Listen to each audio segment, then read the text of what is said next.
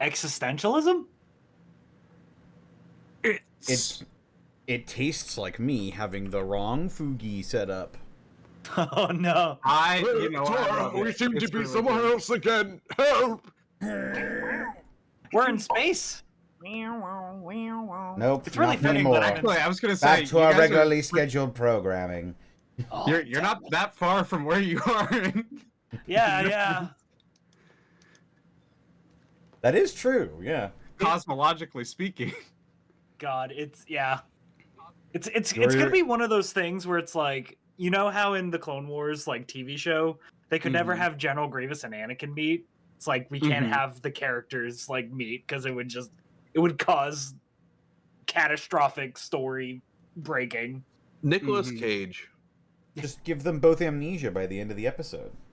Pedro Pascal. Fuck, you took it from me. I was gonna do Pedro Pascal. Yeah. Pedro Jim Pascal a Carrey. third Sh- sh- time.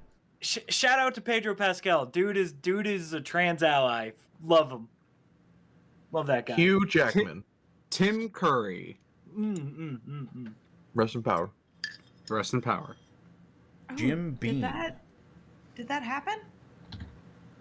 Tim Curry? Yeah. I believe he happened. 1 second. I think he's still alive. I'm pretty sure Tim Curry is still. Yeah, he's alive George according to Lucas? Wikipedia. I don't see a death date. Oh, I thought he passed away. I'm dumb. Oh, You might be he's- mixing him up with actor for Severus Snape. What's his fucking name? Oh, yes. No, I thought a Tim Curry passed away. I'm glad I'm wrong. Yeah, me too. Genuinely. He's still alive. He had a stroke, unfortunately. So that was a long time ago, though. yeah. Shaquille O'Neal. Shit. Kansas don't know hot sauce. Ooh. My apologies, Kansas. Sludge. Slime. Delicious. But yes, I hope- welcome everybody to another exciting episode of Kazador's Guide to the Cosmos. We finished our first mission as a complete crew here. Whoop whoop. Now we're heading back to the Gnosis cluster, but before we can get around to that, we gotta go around to the Horn, and we gotta hail our crewmates, starting with TheropodArt. Oh, hi, hello, that's me, TheropodArt. Y'all know where to find me. TheropodArt, Blue Sky, Tumblr, Fur Affinity, Lizard Fun Bags if you want to see the naughty stuff. Over on Twitch at twitch.tv TheropodArt. I promise I'm going to do more streams. And to kind of remedy that, I bought a webcam this morning, and I'm probably going to build Space Marines and paint minis on stream, because monetizing your hobby can totally not fuck up and backfire in any way. So I'm sure that'll be Indeed. fine. I'm sure monetizing my fun hobby will not ruin it at all. I'm positive. No way. Never that does. Never punish. Just roll high, stupid. Never punished. Just roll high. Other than that, you can find me same place, same bad time, same bad place on Tuesdays, where I play Tara, Big Booby Lizard Lady, and Thursday, our last session of Pack Tactics. This Thursday, 6 days from now. You should all watch it. Last session was crazy. We fucking the ghost of Christmas Past a motherfucker yesterday. It was great. Seeming is a lovely spell, is all I'll say. Go watch the VOD. It's fun. Yeah. Fifth level illusion. Anyway, that's me. That's what I got going on. Oh, commission's open. Give me money. I'll make art. Yeah. That's me. All right. And up next Lindsay we've got Lohan. XanillisGrimm. Oh shit, that's me. You can catch me tomorrow doing something on the Unexpectables channel at 6 p.m. PST. Want to know more about that? Go tune in. Then on Monday, twitch.tv/XanillisGrimm, 7 p.m. PST. I promise, internet issues are fixed. We're gonna be on for Stalwart Souls, so if you like more space D&D, that's there for you. Then Mondays, twitch.tv/DistortionDevil. As Thera already mentioned, we're gonna head back into Eve of Ruin. Also, sort of space D&D right now. Bleh, Yeah. so that's there for you. Yeah, and then twitch.tv/MontyGlue at 7 p.m. PST on Thursday for some more Dungeon of the Mad Mage, and then right back here next week. That's me. Alrighty.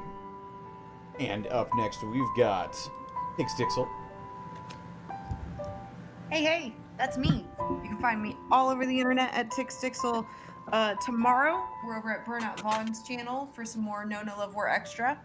Sunday, we're back at Burnout Vaughn's channel for a one-shot in the Domains of Dread. We're going to have some very, very cool people there. The Amusing Thalia, of course, Burnout Vaughn as our host, but also Blue Kaze Nate and Miss Tweetums are all going to go on a fun little adventure. So if you are interested in that, please stick around and join us for that. Monday, I believe we are back with some more Deltarune, unless I'm mistaken. And then Friday, we're back here for more Kazador's Guide to the Cosmos. And that's me. Excellent. And of course, our actual guide to the cosmos, our wonderful GM, Amusing Thalia. Hi, that's me. I'm hanging out with my friends on channels. I get to do things with people. On Sundays, I'm on Burnout Vaughn's channel doing that. On Mondays, I'm on my channel playing Deltarune. We're cruising through Chapter 2. We're nearly at the end. Monday, that is Monday. Tuesday, I am doing a rotating TTRPG thing where we try out different systems with Ray and Aqua, my lovely co-hosts. We occasionally have other people on to try out different things. We check out CRPGs, TTRPG-inspired games, and other TTRPGs, just like giving them our thoughts, talking about it. If you like TTRPG, like talks and that kind of thing, that's there for you. Wednesday, Thursday, I don't really have anything going on right now, and Friday, I am here running this game. Saturday, I'm also not doing anything at the moment, so those are the places you can find me, all at Amusing Thalia on Blue Sky and Twitch, and you can find Zan at XanillisGrimm on Blue Sky as well. I'm gonna take my vitamin D. I don't have enough for this.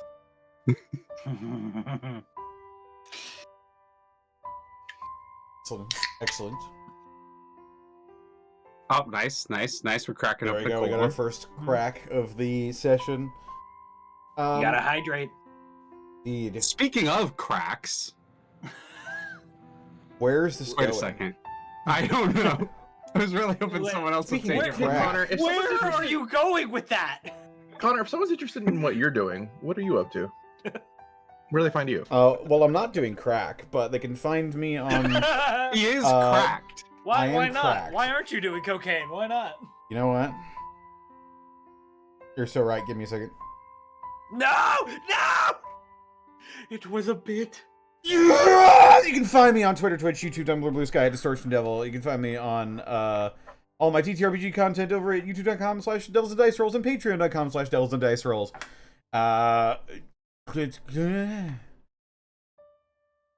Shortly after this, we're going to be streaming some Night Rain. Night Rain. Ooh. Right. Night Beating up Rain. Night Lords. Night Rain. But yes. Slowly but surely, I'm getting through another script for another video, and one of these days, I'll have content to put out there. But for now, we've got our wonderful guide to the cosmos to get to. But before we can do that, got some people to thank, including wonderful people over at Beard Sorcery. Nothing from Thera. Okay. What? It's a sorry. Damn it, Beard. Discord noise suppression, you failed me! I can't Beard believe... Sorcery. I said it in such a high pitch that Discord noise suppression put it out. You got French. God damn it. Get French typed. But if you or the bewhiskered person in your life is after some beard care products, then look no further than Beard Sorcery. I've been using Beard Sorcery products for a good long while now, and I haven't regretted it once. So, if you want to grab yourself some oil, some balm, some shampoo and conditioner, head over to Beard Sorcery, use code DistortionDevil. You can save 10% on your order. As well, check out Bones Coffee Company. For all of your delicious artisanal coffee, head on over to Bones Coffee Company. Use code DistortionDevil, and you can save 10% on your order as well. I'm a fan of their Irish cream flavor. Hmm. Hmm. And of course we couldn't do this without bits and subs from viewers like TheropodArt. Thank you for the Yeah. 17 months. Yeah. All right. With that, we're ready to open up our guide to the cosmos. Opens up Yes, my please. notes. Let's get rolling. Let's do it. Let's do it. Feel free to interrupt me if anyone needs any extra time or if you need any extra moments. Otherwise, to recap, where our adventurers last left off. The first steps of our journey found the crew of the Homewrecker defeating nautiloids, dealing with a pirate lord, delving into the heart of a long-dead god, and halting the infestation of Starspawn there within. Now, with much information gathered, a job completed, and more questions than when they started, our heroes find themselves inside a secret temple to Zerthamon, with a gift from the Scion, and ships to return to. But as all of you recover from the emotional, mental, or stressful circumstances that you all have experienced, Vex, you find yourself nearby the two recently saved Gith, released from their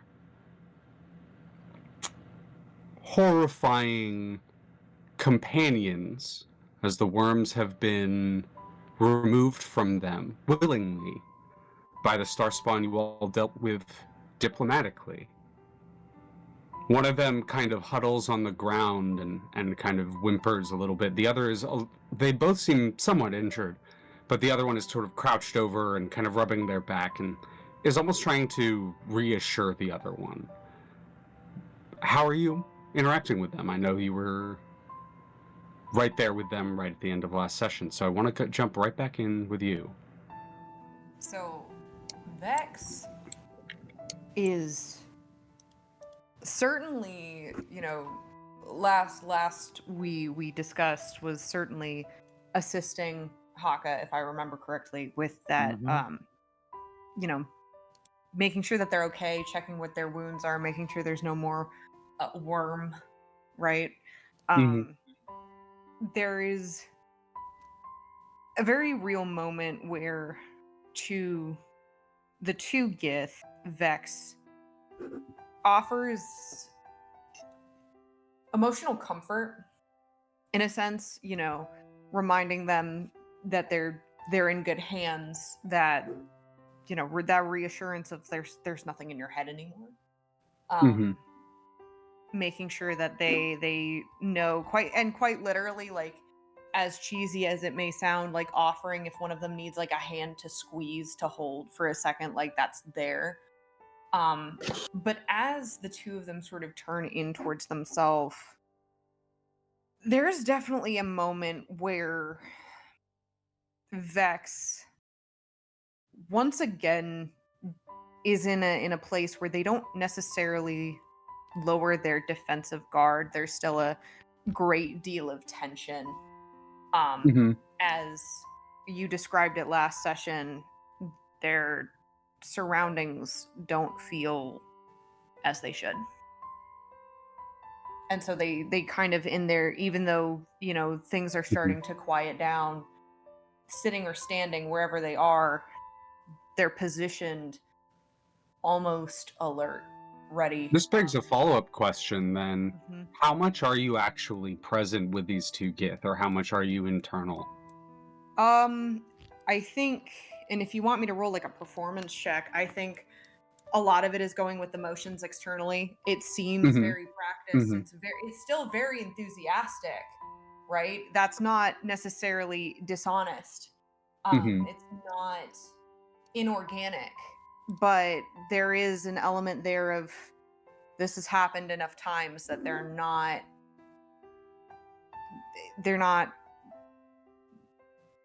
being specific. Yeah. It's a little almost routine for you at this point. I would I would like anyone who would like, Vex or others present in the moment, to roll me insight checks. Just for the general situation. Sure. All right, chat, this is how you do it. You just roll high. All right. Roll high. 19. Alrighty. 19. All right, my turn. Hey, from- chat, watch how high this roll is. Oh my god. Yeah. 23. It actually was high. 17.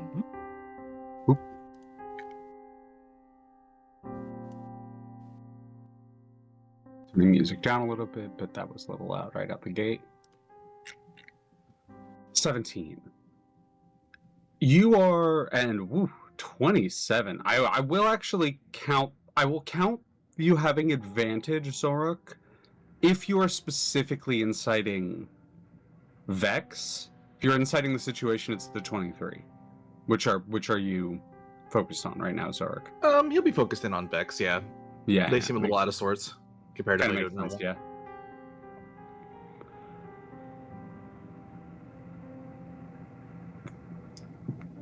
Hakka. Well, actually, go ahead, Vex. You said you were wanting to say something. First. Yep. I'm gonna do this actually in ascending order. So, Vex, you are focused internally, and there is certain aspects of the situation while you are zoned out a little bit in your own head, you're still able to maintain a level of prescience and awareness of your situation. And you, like the others around you, are able to determine that one of the two Gith that were affected mentally seems significantly more mentally disturbed by the situation. The one that's kind of rubbing their back and is crouched and was kind of doing the fending, they have a bit more of their faculties about them. But the one that's on the ground, they've been silent almost the entire time. And you can now see them kind of tracing their finger along the ground. Whether or not you engage with that, you do notice that. Everyone notices that. With a 19 for Hakka, the thing that you also notice in regards to that individual is that they are,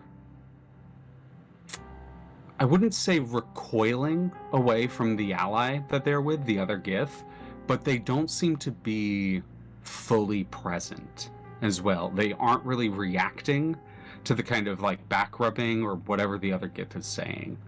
Because the other one seems to be like either whispering or the way that they're looking. You've had some interactions with people who speak inside each other's heads, and you get the sense that the one that's kind of rubbing their back, etc., is trying to engage with the other one. But the other one is kind of just really, really not. Like, they're very, very internal at the moment. Xoruk, focusing on Vex, you can tell Vex isn't really here at the moment.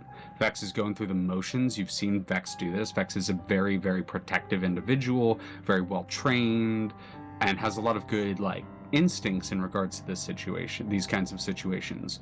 But they're absolutely, you can tell, especially with your experience and history and, like, knowledge in regards to Vex, you can tell that they are not fully present right now. There is definitely an aspect of their behavior that is beyond your, or that is removed from the situation. Vex, is there anything you'd like to add? I think on a 23. It's 27, actually. 27? Yeah, okay. 20 on a 27, Xoruk would also recognize that it's not even necessarily kind of like what Leah was saying. It's not exactly consistent. Like, there are moments of clarity, but they're brief and they're sporadic. Like if you've ever seen somebody coming in and out of a dissociated place, that they're not fully grounded, they're not fully present, but there will be moments, right? Mhm. You catch that as well.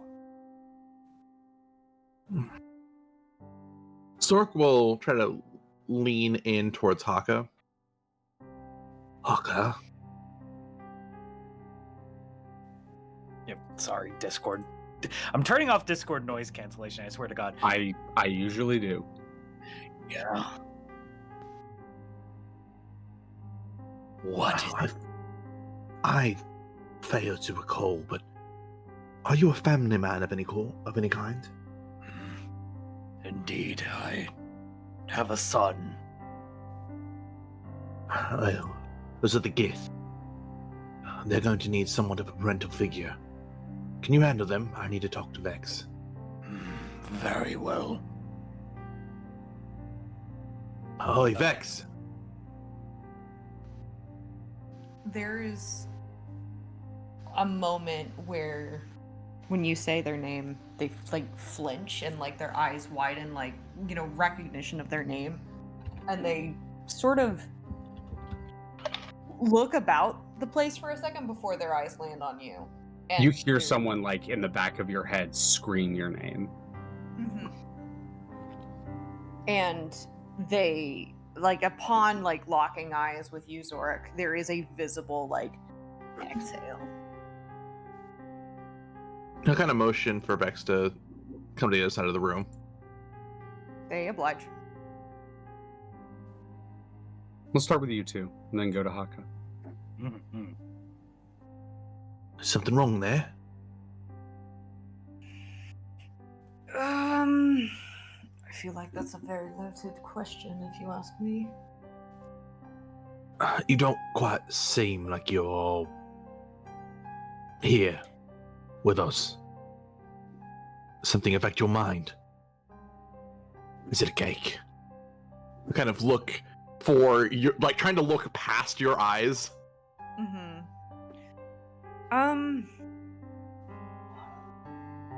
There's a moment where Vex will pause. And you can clearly tell that it is a case of trying to figure out the words to say, but instead we'll do the motion to, like, you know, when the motion that sometimes Xoruk will do to indicate trying to link minds. Yeah. They'll do that. As if inviting. Xoruk will take a slight breath out, kind of stretching his fingers out a little bit before kind of raising a hand towards Vex's temple, like, are you sure? They nod. And he'll put a hand on Vex's temple to kind of make this telepathic connection. Mm-hmm. I ask above game if this mental connection allows for visual or if it's strictly dialogue. So this is an interesting thing where, like, in general, I'd say in a lot of places in the multiverse, no. But you are near Limbo with a Gith in a sacred temple of Zerthamon. Psychic connections come very easily here, and the very air is almost charged with psychic energy. So in this space, the ability to communicate mentally is stronger than it normally would be. So for here, I would say yes. That being said, even though Xoruk does have the telepathy, he's also going to cast his once a day detect thoughts to really make the connection as solid as possible. And I'm going Amazing, to love it. fail. Yeah, you elect to fail, you cast detect thoughts. Zan, I love that hero point. Our So- minds are as one. Speak your thoughts or show them. There's again a slow nod. What you see is not this calcified heart nor the temple. You see a forest, but one that is lacking in life and in color. It is dark, but dark in such a way that you can't tell if it's because the sky is perpetually overcast or if it is because it is becoming night. The thing that you see is the world around you from Vex's perspective. And you see an individual, a dragonborn with bluish scaling, lay bloodied on the ground, shrouded by mists and by darkness. you see another individual laying almost over top of the body. A dwarf dressed in some type of religious garb, and you can see that individual is screaming, is crying. You get that glimpse of a moment before it's gone.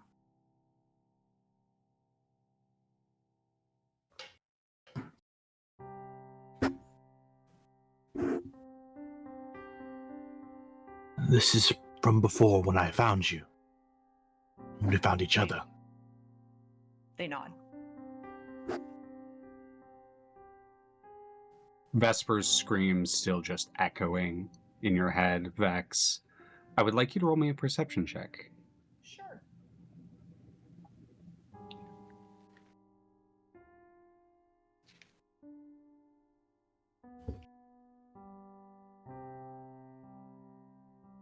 Oh, it's coming. Oh, it's coming. Oh boy. Perception.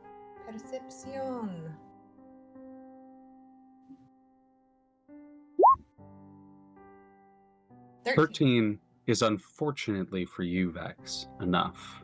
Because as your vision almost flickers between the memory and the room around you, there's a little bit of movement out of the corner of your eye draws your attention past Xoruk's shoulder to one of these small slit-like windows in the building. And you see the rolling mirha, the clouds of the huge just particles of crystal that form these nebulas out here in the astral sea. And you can't help but notice as a cloud of light blue fog rolls past how much it looks like mist. They visibly tense. Their eyes widen.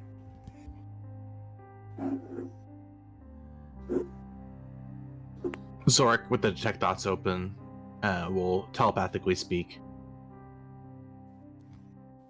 Vex, where are you right now?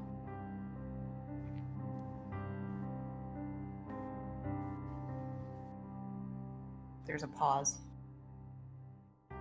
They look up at him. And for a moment, I would imagine Xoruk's face doesn't look like Xoruk's. Xoruk's face does not. Who does it look like?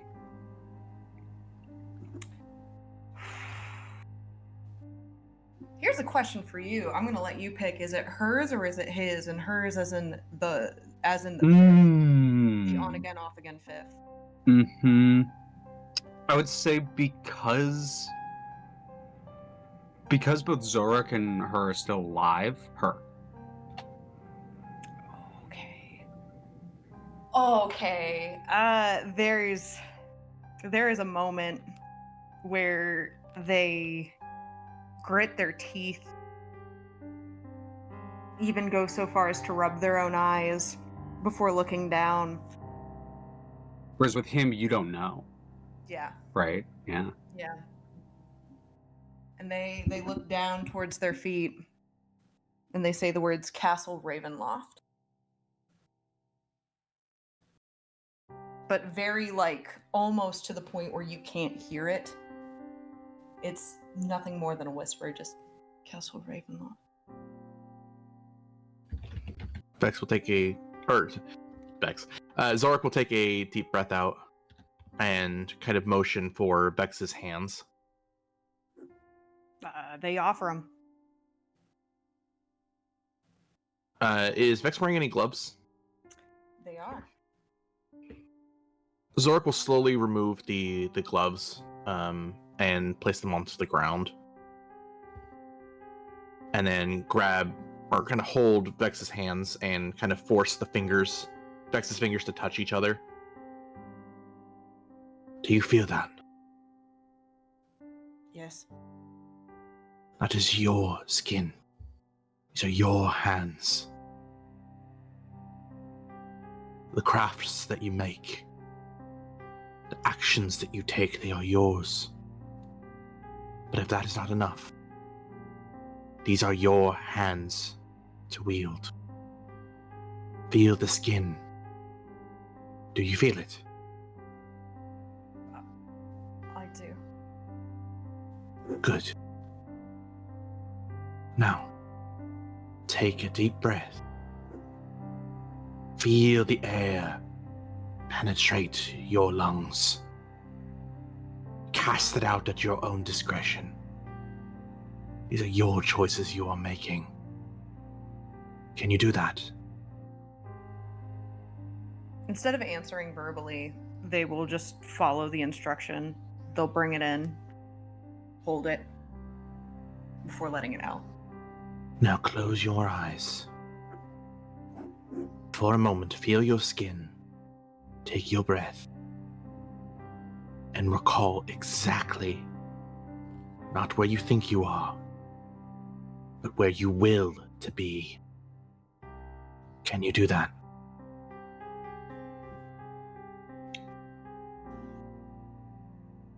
They slowly nod, their eyes closed.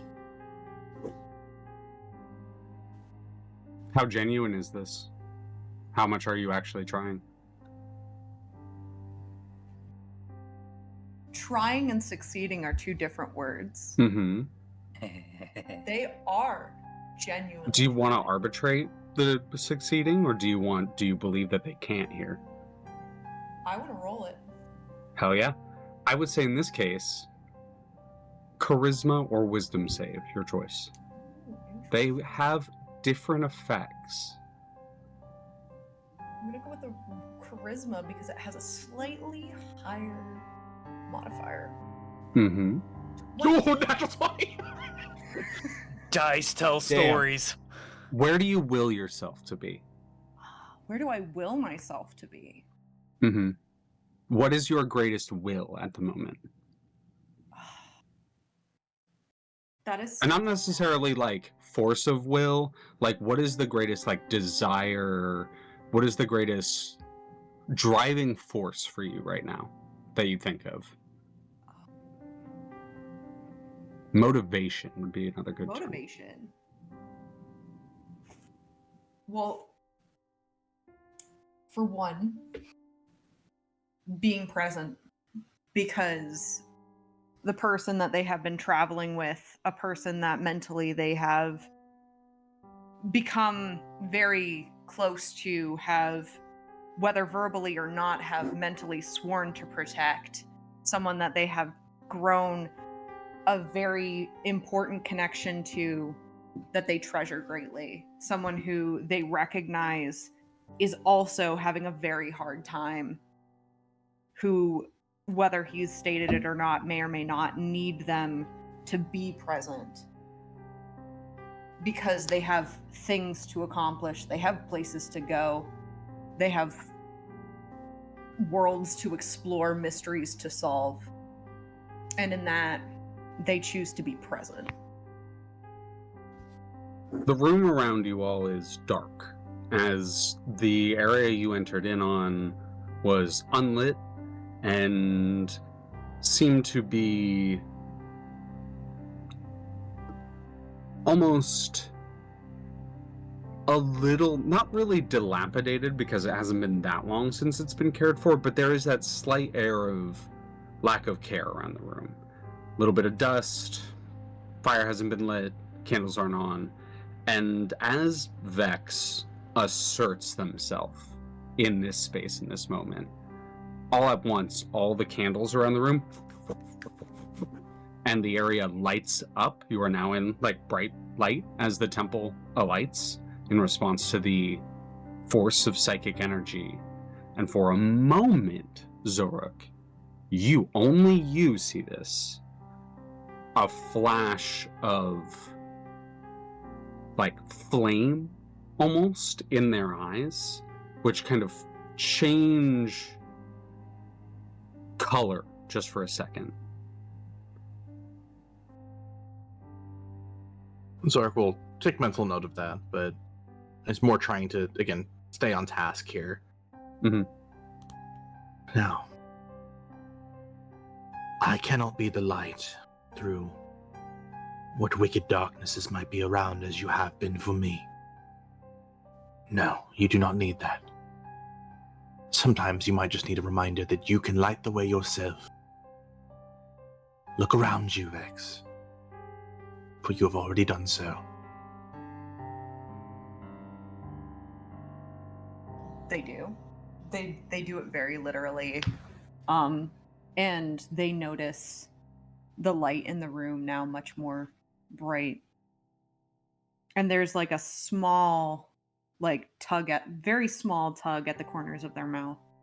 They look back to you, Xoruk, and say, I think sometimes we all need a reminder. He will kind of squat down towards the ground, pick up Dex's gloves, and hand them back to them. They put them on with a quick, oh, thanks. I really appreciate it. You didn't have to do that. We help each other. That is the way of things. You are lucky, Vex. How so? Were I a traditional Githzerai, I would have already pledged my life oath to you, to make sure that you are safe and guided at all times. You would never be rid of me. There's a small laugh. You see him kind of smirk. Pledging your life to anybody. I'd pay to see that, but then again, I wouldn't. Indeed. Because I choose where I wish to be, and where I will to go, as you have now.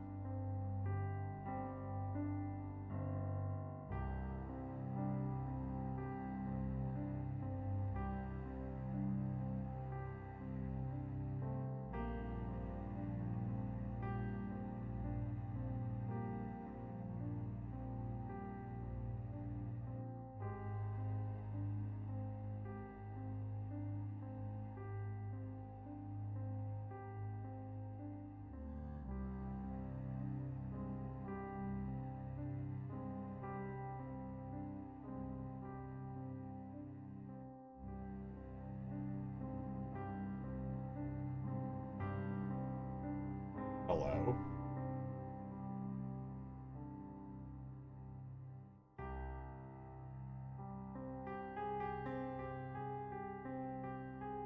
I'm about to bust.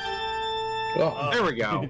I see. What It was a Discord hiccup. Yeah, it was a Discord, Discord fucking- hiccup. It was a region issue, is what it was. It did the Discord thing. Chat, was where alone did for you like- hear us? I was alone for like 20 seconds. I was Yeah, like, yeah. Hello? I think it cut off right as I swapped to Hakka. Okay. It was right before you swapped to Hakka. Right before What, we got what it. did you last hear, Connor? I last heard your scene just like wrapping up. Okay. Well, as the two of you finish your conversation, reassuring one another and reasserting yourself, Vex, in this space, I'd like to know what Hakka did during that time. Yeah, so Hakka sees there are two Gith that are currently like traumatized, yes? Yeah, they are the two individuals that were here that had the worms attached to them when y'all did the negotiation with the Star Spawn. They have they're younger than the Scion and some of the other warriors and elders that you have seen and fought around both the Gnosis cluster and the area. But they are not like children by any means. Yeah. They're younger in the sense of who you've met, but they're still like roughly you would read them as like mid-late 20s in that sort of age range. Yeah. One of them is kind of comforting the other one, and the other one seems to be bucking out of it. Yeah. Hakka would close his eyes just for a second and recall a very guilty memory of him yelling at a young Gishath. And then he kind of opens his eyes and strides forward slowly, but with determination, to the traumatized individuals, and in a unpracticed, calm tone will just firstly say to them, I am here. You are safe. Can you... And Hakka will kind of like lean down on a knee to get on their level. Mm-hmm. Can you tell me about what is ailing you? The one that is not out of it, the one that is kind of protectively over the other one, would look up and address you. And kind of give you a soft bow. Hello there. You are one of our saviors, yes? Looks around. You're a crew of some kind? Of a spelljammer, I assume? In a manner of speaking, yes. My name is Hakka. I'm here to help. They touch their chest to kind of indicate that they are referring to themselves. I am... They almost seem a little hesitant for a second, like, but then realizing that, y'all just saved their life. I'm Inavri. I'm one of the acolytes here. Can you spell that, Leah? Yep, Inavri, and then they would say, this is Kinata.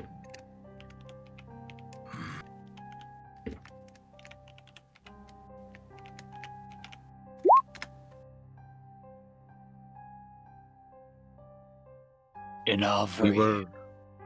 We were told to guard. Yes. We were told to guard the temple. Were you the ones who arrived in the Spelljammer ship not that long ago? Indeed. We dispatched a mighty monster and stole it for ourselves. Would almost look at the spot where the star spawn was sitting, like drinking tea. It seems that there was more than one. Indeed. I'm not sure what's wrong with Kina. Every story has its monsters. Let's see if we can change the ending. Kinatal, can you hear me? You being up close now with your high perception are able to notice that they're sort of tracing something in the ground, and you can tell that it isn't just random, and it seems to be like moving along, almost like they're writing something with their finger. And they're doing so aggressively that it's actually starting to rub the tip of the finger raw, and there's a little tracing of blood starting. They are not saying anything, not like muttering or whispering, but they are moving their mouth. Their mouth is like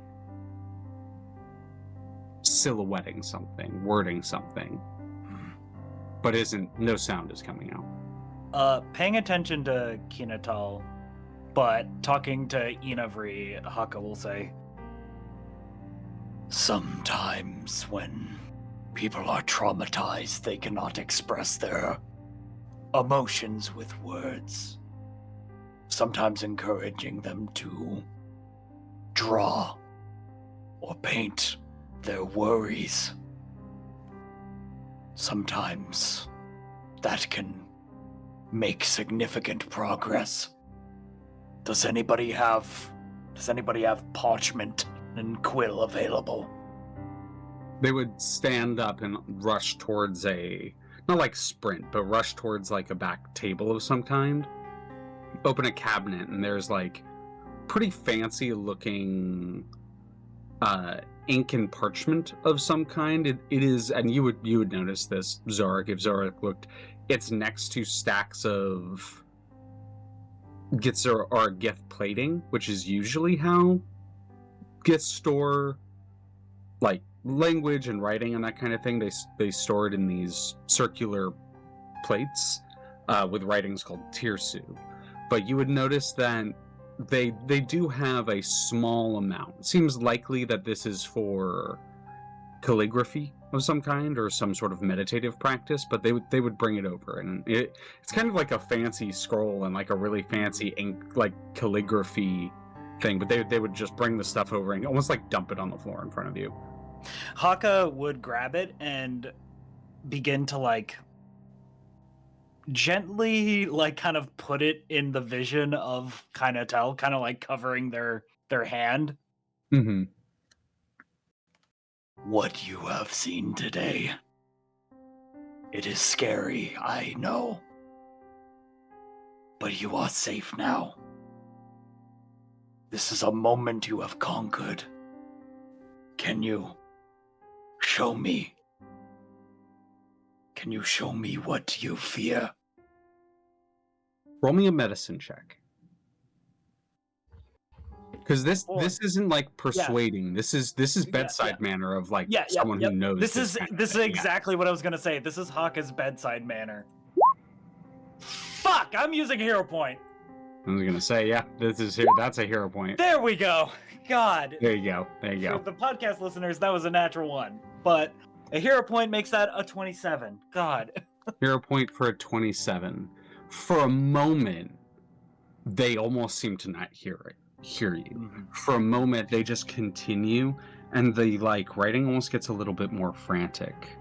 But as you're talking, as you're kind of putting it there, as you're trying to gently encourage them, Inabri would kind of put a hand on their shoulder and like put the other hand almost on the back of their hand and gently sort of drift it over towards the paper. And they like scratch with their finger on the paper for a little bit, leaving these lines with the blood, like just a little bit. But shortly after, Inavri would once again sort of grab their other their hand and kind of like gently squeeze it a little bit. And it's in that moment, Hakka, you take advantage of that sort of comforting, and not in like a bad way, but like you use it to your advantage, and you pull the quill and the ink forward, and you watch as they slowly grip it with their hand, and they start to scratch with the quill instead of their finger at y'all's encouragement. And you see that they are scratching something, and it seems to be kind of lettering, and it doesn't take long to recognize, and it's in their handwriting, and like it's a different medium, obviously. You saw it carved into a crystal before, but you would see very similar markings being drawn and scribbled by this person over and over again on the piece of paper. And the other individual kind of leaning over their shoulder, Inavri, would begin reading it out loud quietly, thinking that you don't understand, almost to translate for you. In the name of Drin, we are given thought. In the name of Valara, we writhe as one.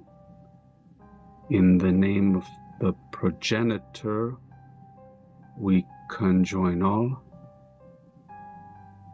In the name of the Father, we fuse. In the name of the Mother, we infest. In the form of the follower, we are free. In the world of our consumption, we will live. It repeats after that. Hakka's hiding it, but he is internally screaming.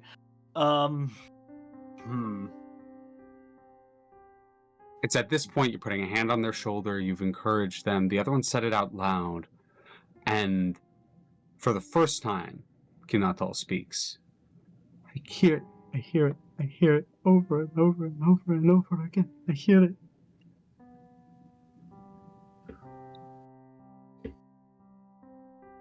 Everything you're feeling, it will pass, I can promise you. It's okay in this moment to feel fear. who doesn't have anxiety over what lies over the horizon. But no, this is not you, and these feelings will pass. And whatever you need from me, I will do my best. You know you aren't good at this, but roll me a persuasion with advantage. Oh boy! Also, sorry if there's background noise. No, it happens. With advantage, that's an 11. With an advantage, that's an 11. The individuals seem pretty involved. Like, Kinatal doesn't really still look up. They just kind of say that, and Inavri starts to, like, talk with them. And it isn't that they ignore you. It isn't that they don't take you up on the offer. It's almost like they don't hear you. As Inavri starts to almost try to reassure Kinatal and starts to talk with them. And not the last thing, but one of the last things you hear Kinatal say before they go quiet again is, I still hear them whispering to me, even now. It's still. I wish I prepped calm emotions. And Avri would kind of take them into their arms and sort of continue to rub their back and give them a little bit of a squeeze. And Avri would then look up at you, a little bit of moisture in the eyes, but give you a soft nod. Very clearly a thank you. One last thing. If the darkness ever comes back, take this. An artifact from the planet Toril, taken from the spine of the world. And Hakka would reach in and provide and gift the Gem of Brightness to them if they would like to take it. Yeah, you hold it out, and they would kind of reach out, and as you kind of drop it into their hand, it, almost like it's been with you for so long, it flashes that turquoise blue. And they close their hand around it, and they bring it, like pressing it against the back of Kinatal. They nod at you. There is a definitive look of appreciation on their face. Take a hero point back. Hooray! And I will remove the Gem of Brightness from my inventory. Beep. As all this is happening, it's as you finish saying that, you hand the Gem of Brightness, and it flashes turquoise for a second. And a moment after that, the room lights up with Vex's will.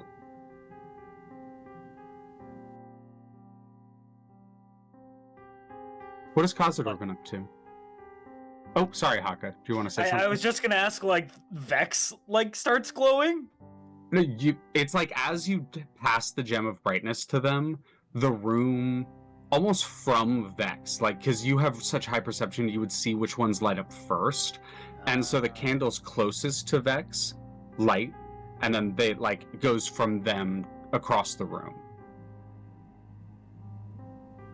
But now the room is alit as Vex's will made manifest lights the candles. And in the same moment, you give the Gem of Brightness. But while that has been happening, what has Kazador been up to? So we're still on Pa Revrakal, just in the temple portion, correct? Yes, you are in the temple portion. Then correct. Kazador, while everybody's been having their silent moments, has been sort of preparing to exfiltrate Pa Revrakal to go back to the pseudopod as well as the KSS Homewrecker.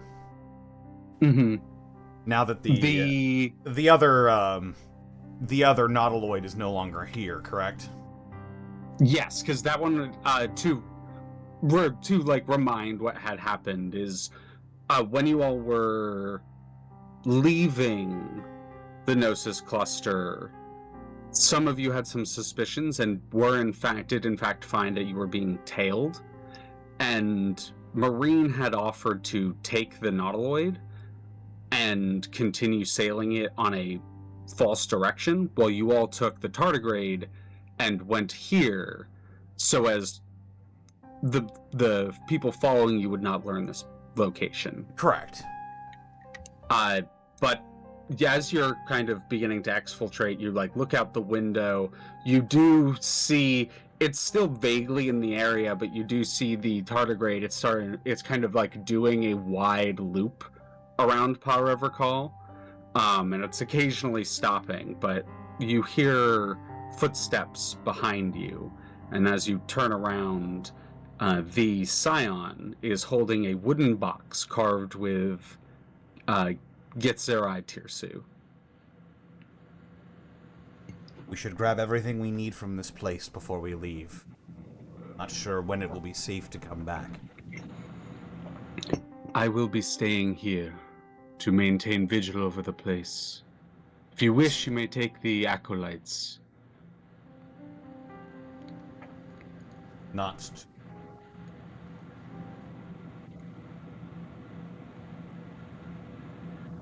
to go against your wishes, but I would feel better if you at least returned with us.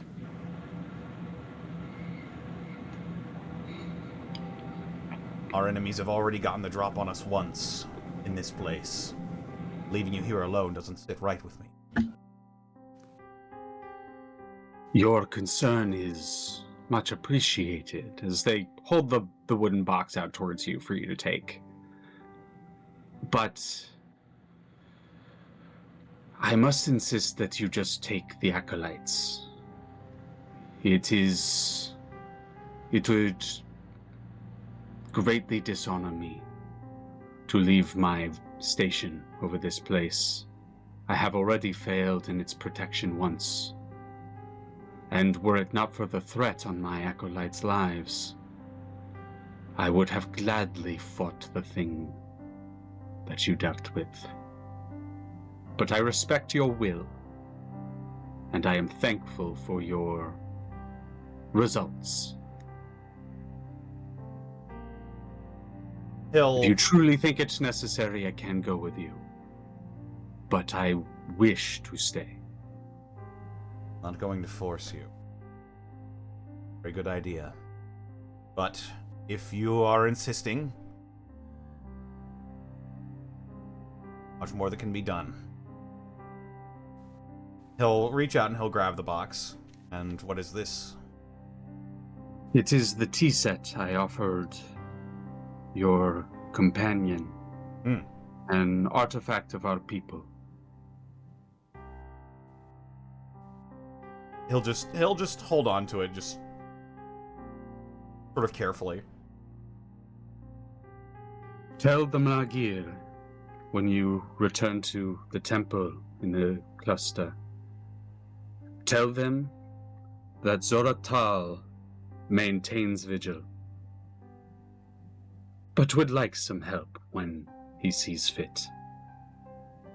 Kind of almost smiles a little at that.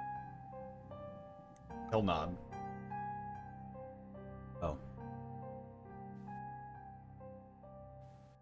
Kazador will sort of look over his crew and assess where they're at in their little side tangents right now. You kind of look back over, and it's maybe a moment later that the room lights up.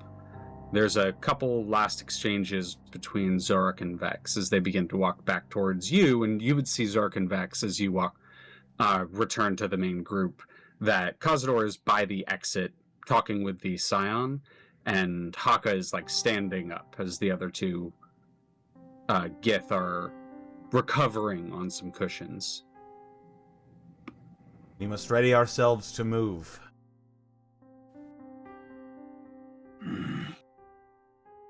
By your will, Captain. Hakka, send a sending to Marine. Tell her we're on our way. Very well.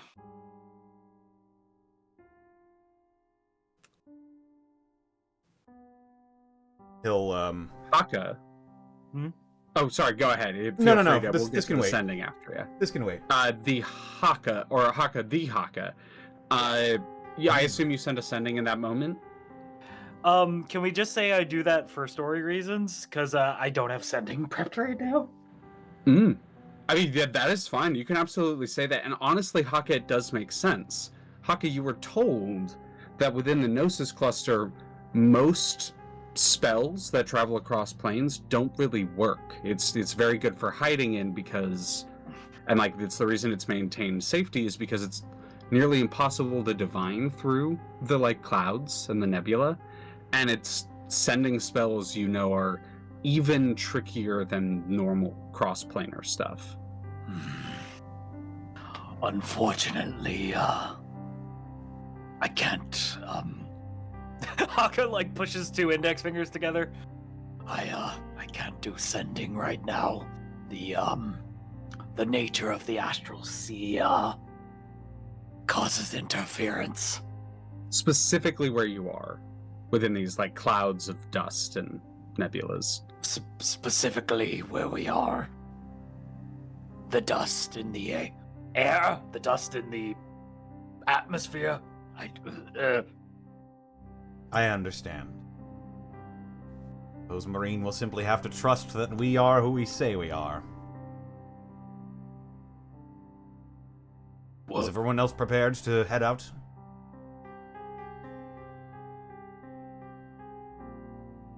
Xoruk will look towards Vex.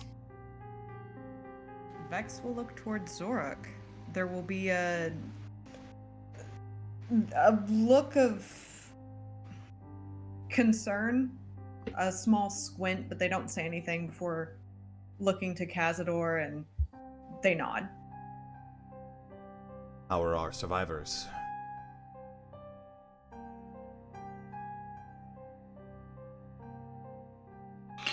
They are well. If there's one thing I've learned on our travels, Kazador, most people are stronger if you let them stand on their own legs.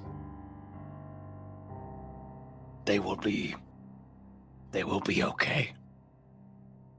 Kazador will look over to them briefly. As you say. With the various mental capabilities that you all have, and the fact that short range messaging is not as, it's a little garbled, but it's not as interfered with, you can get some messages to Thrash, and the tardigrade slowly pulls up vaguely close as Thrash can get it. It almost like bumps against the outside of the heart and then kind of drifts a little bit. But you all, Hakka, you and Xoruk likely, or Vex as well. Actually, you and Vex most likely, with Xoruk's help, would assist the two, I would say, injured, the two injured acolytes, and all of you would return aboard the tardigrade. And we will really quickly get to that after I take a quick bio break. I'm going to call it early break right Oh, here. shit! Go piss, girl. And we'll get back because I got some good shit to get into and I don't want to do it while distracted. I'll be Time right to back. piss! Hi, chat. How you doing? Good shit, everybody. Yeah. Space adventures with all my friends and nothing bad happens. Darky Arts, -2. +2, Darky. Divided I by give 4. those 2 points. No! I can't chat right now. I'm making piss. Oh, I have you see. I got a didgeridoo redeem earlier. Mhm. I might as well Or get that. nor.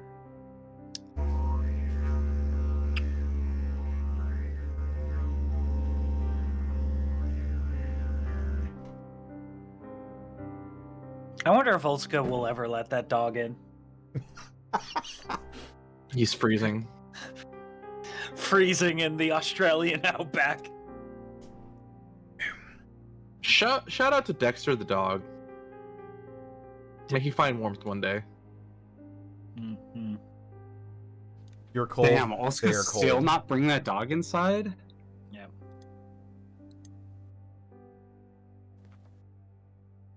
Darky, It's just out times 7.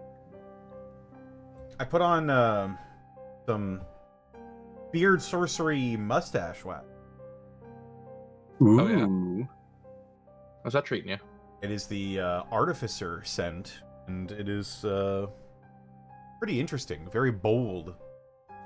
Artificer scent. It's This is just motor oil. it is marketed as being like sort of oily and greasy smelling, but it like in a good way, if that makes sense. Ah, yes. Thank you for your patience. I'm ready to get right back into it. It was one of those like, why do I have to piss so bad? I hear When you. you gotta go, you gotta go. Emergency pee. It's because you're a thirsty bitch. Are we getting back into it? I'm ready when y'all are. Yep, let's do it. Everyone here? Githzerai? Yeah. Hey, there we go. All right. And we're back. One by one, as you all are here and return to the tardigrade, Marine's ship, you, through one of the two entrances, board the ship and are greeted by the familiar voice of the shipboard being the ship itself. It's really unclear what exactly Tom is, whether it's like a shipboard AI kind of thing or if it's just the actual ship you're talking to. But once again, you would board the ship in here. Greetings, temporary captain and crew.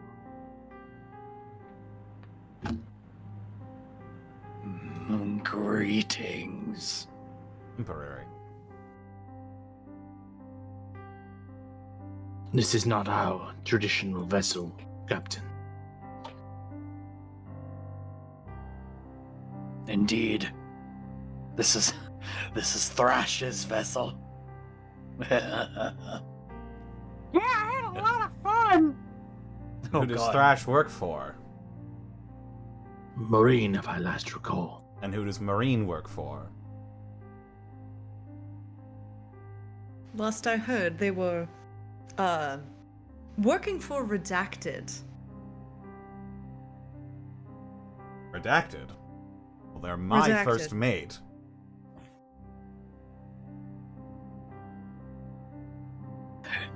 Ship files updating.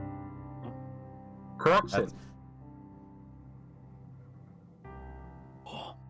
He waits Xoruk for it. approves +1. More like it. Welcome aboard. Damn respect Captain. around here. Welcome aboard, Captain, Kazador, and crew. You're goddamn right.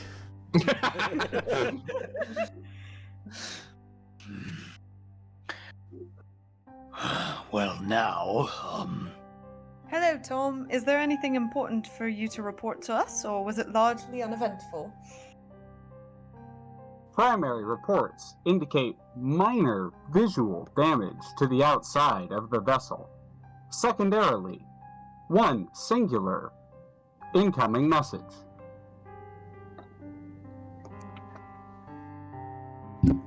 for a good time, call. Oh, God damn it. We have been trying to reach you about your tardigrade's extended warranty. Oh, man. Penis enlargement spells now available. Local MILFs in your plane want to see you. What is our message, Tom? Message received. And it's like back sounds, like the horrible fucking. Oh, And it goes on for like 20 seconds before file corrupted.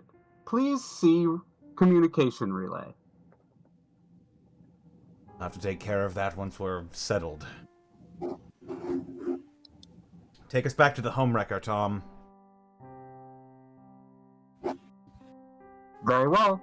Captain located. and the ship begins to and drift through space. We have the other Gith on the tardigrade with us, right? Yes, correct. You brought them aboard. Scion Zork is is gonna make staying sure. behind.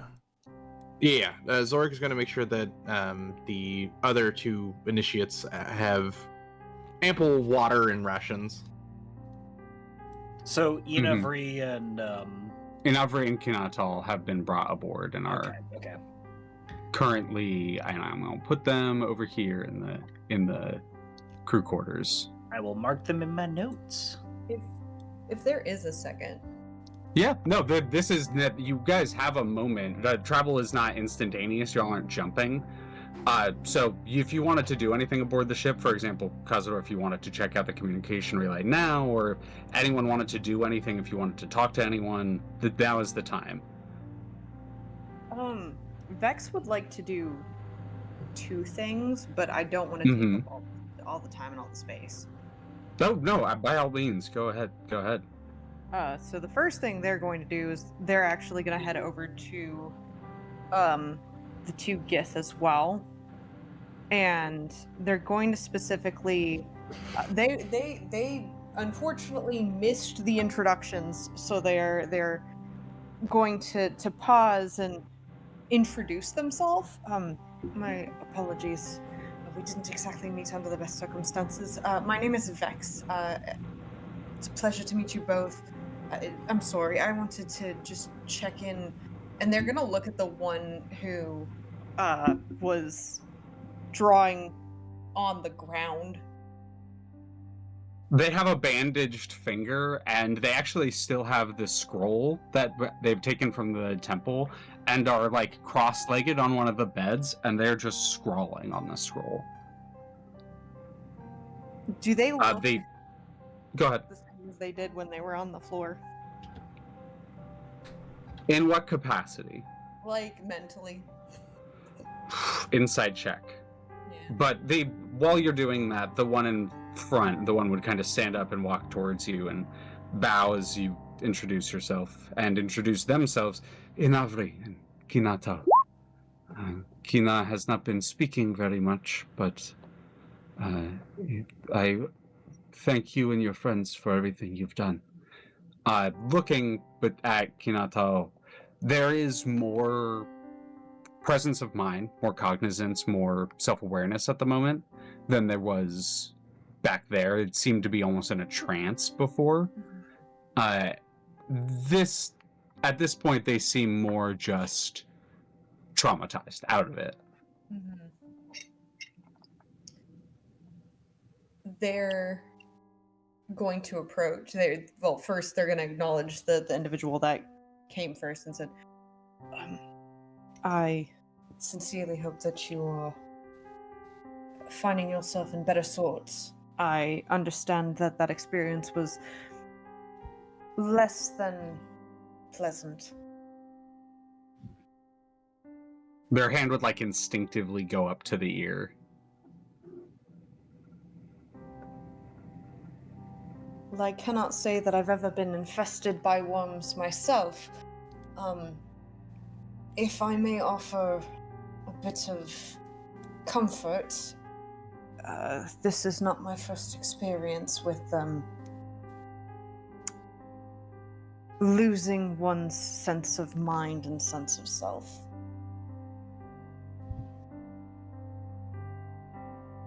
We have ourselves thanks to you and your friends.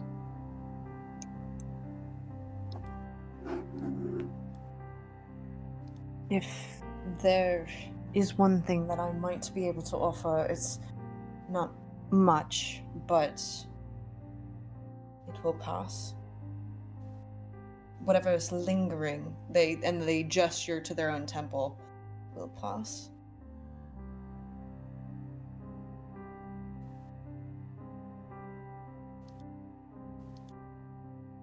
Kind of nods a little bit.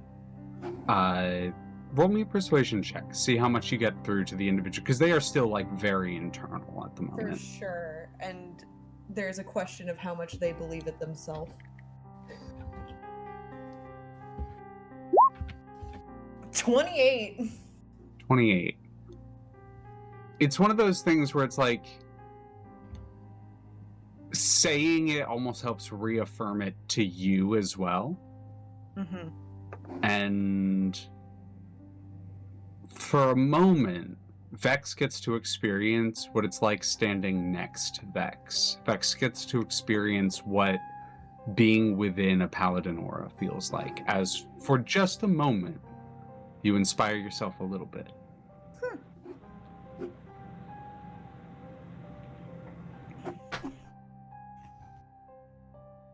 I imagine in a more narrative sense, they feel an aura of courage about the two of them.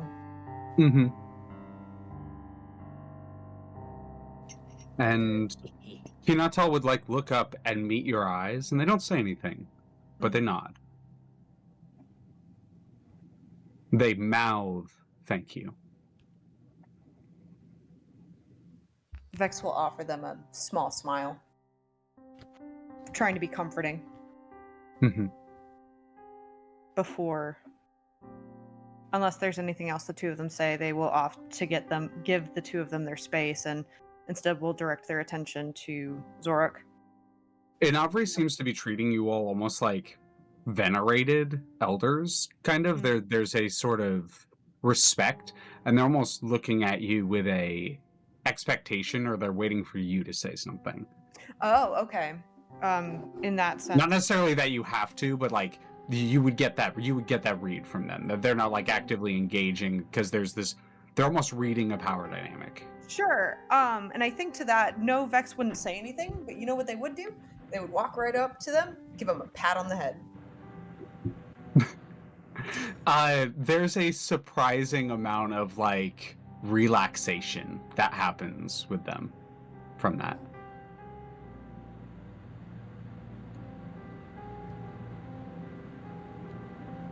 Yeah, they don't say anything. They just offer a slight pat on the head of physical reassurance before, again, they redirect their a quiet moment of physical reassurance between you before you leave them to themselves.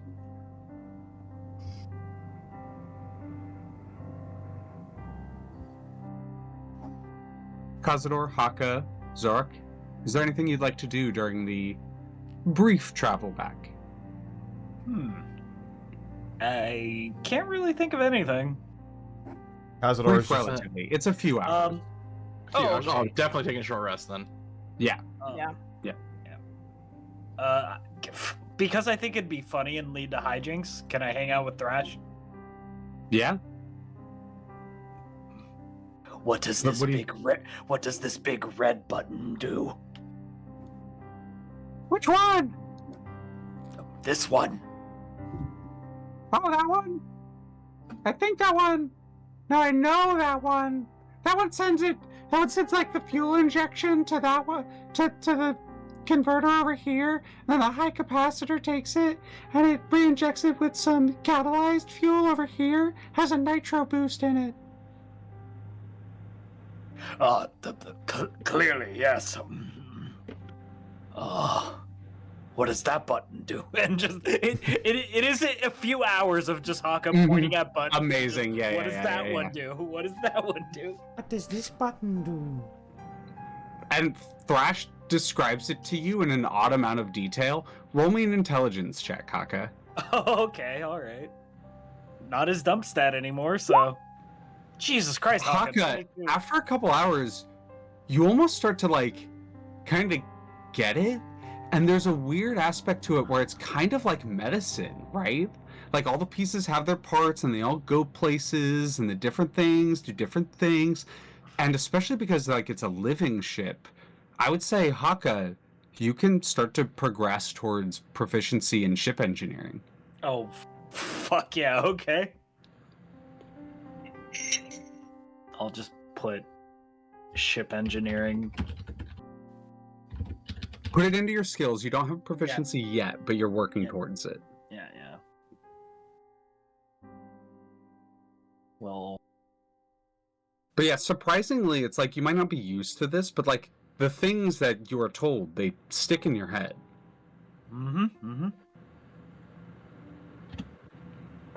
Xoruk, you just like taking a nap in one of the front chairs? No, Xoruk is going to be meditating a few feet off the ground, just in a lotus position, trying to memorize everything that had happened in the previous encounters. Mm-hmm. Certain flashes of the situation and the various combats. The last thing that gets said to you, Magir, that's the term for the leader of the Rakma. You're not sure if he was talking to you or if he thought you were the Anarch for a second. But He's definitely going to internalize that and like try not to think about it. He's going to try to think about what battle strategies he could implement better if we have to encounter the same thing. But that's going to keep interrupting his meditation. Yeah, He's gonna keep 100%. I was going to frustrated say, if you didn't say that, I was going to say roll a wisdom save to see if that, like, to see how much that keeps coming up. But about it. No, that would definitely just absolutely, happen. Yep. And Kazador. Have a few hours aboard the ship. Kazador is just going to keep a firm vigil over the vastness of the astral sea, just keeping an eye out for any potential threats. The last thing he wants is for an ambush at the last second right before they finish their mission. Would you permit me one more short little thing? Sure. Does Vex notice that Xoruk is having a hard time meditating? Are you asking me or are you asking Yep. Leo? Whoever wants to answer. I mean, that is entirely up to that kind of thing during narrative time, entirely up to the two of you. Okay. Xoruk wouldn't be attempting to hide. He's just trying to focus and clearly not being able to focus as well as he usually does. I think to noticing that, Vex would just offer utilizing the telepathic, message earring, just would say, "Seems that you're having a little bit of trouble. Remember to steel your mind. Your will is your own." Is it Vex? Is it really? You don't get to tell me that, and then not apply it to yourself. Thus, upon our travels, I have found my likeness, my needs, my skill set has been at the ambition and will of others, not my own. And why is that? I do not know. It reminds me of a trick, a spindly little web that I had been caught in before. And I'm trying to make sure that I am not caught in again.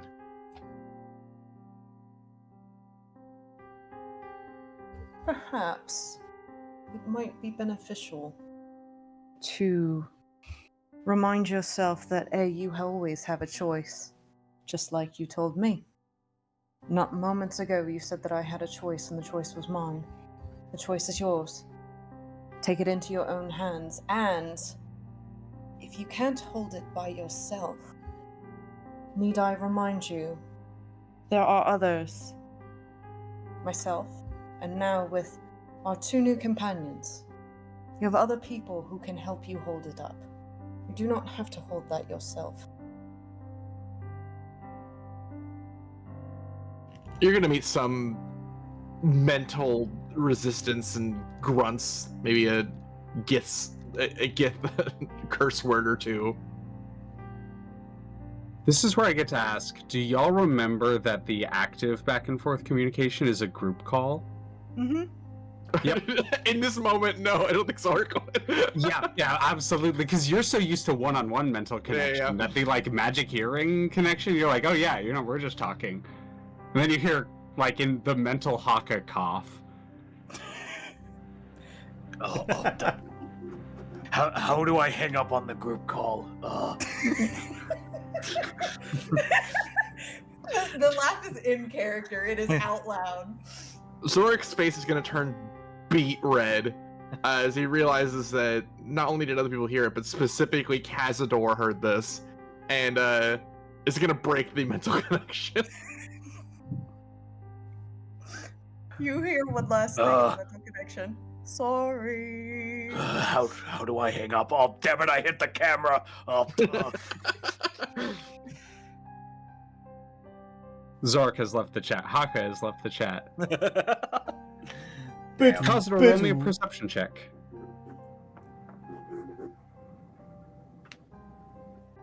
Let's say with advantage, because you are vigilant during this time. That's a 13.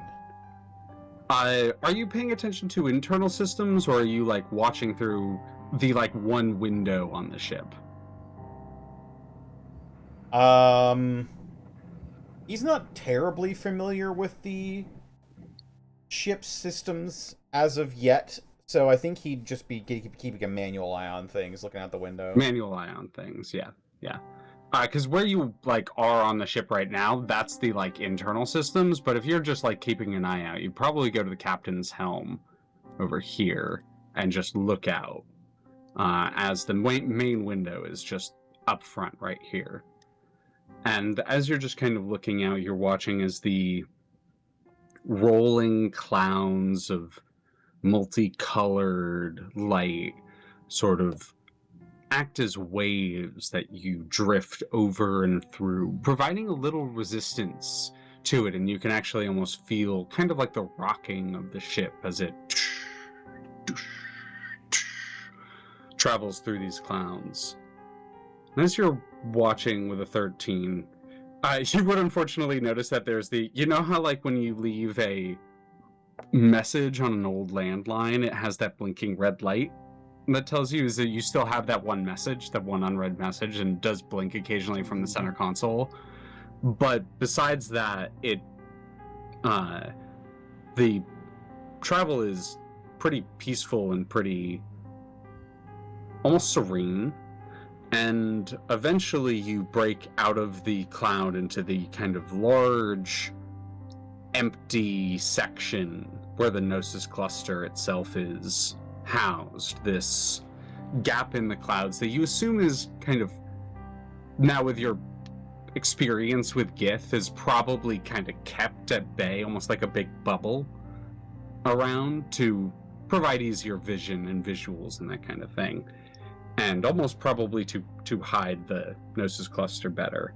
And as you're kind of breaking out through the like last small sort of wisps of cloud cover, you see your nautiloid kind of floating on the edge of this space, drifting, and you notice a couple things about it.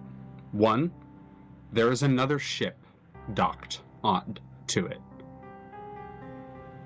There are two individuals who are hanging out on the top deck, manning one of your siege weapons, one of your mounted weapons. There are two other individuals. Sorry, there's an individual who's flying around on this strange shark-looking creature that is kind of just doing circles around the ship. There's another one of those strange shark creatures that is almost like docked to the ship that's docked to your ship, like it's resting atop of it.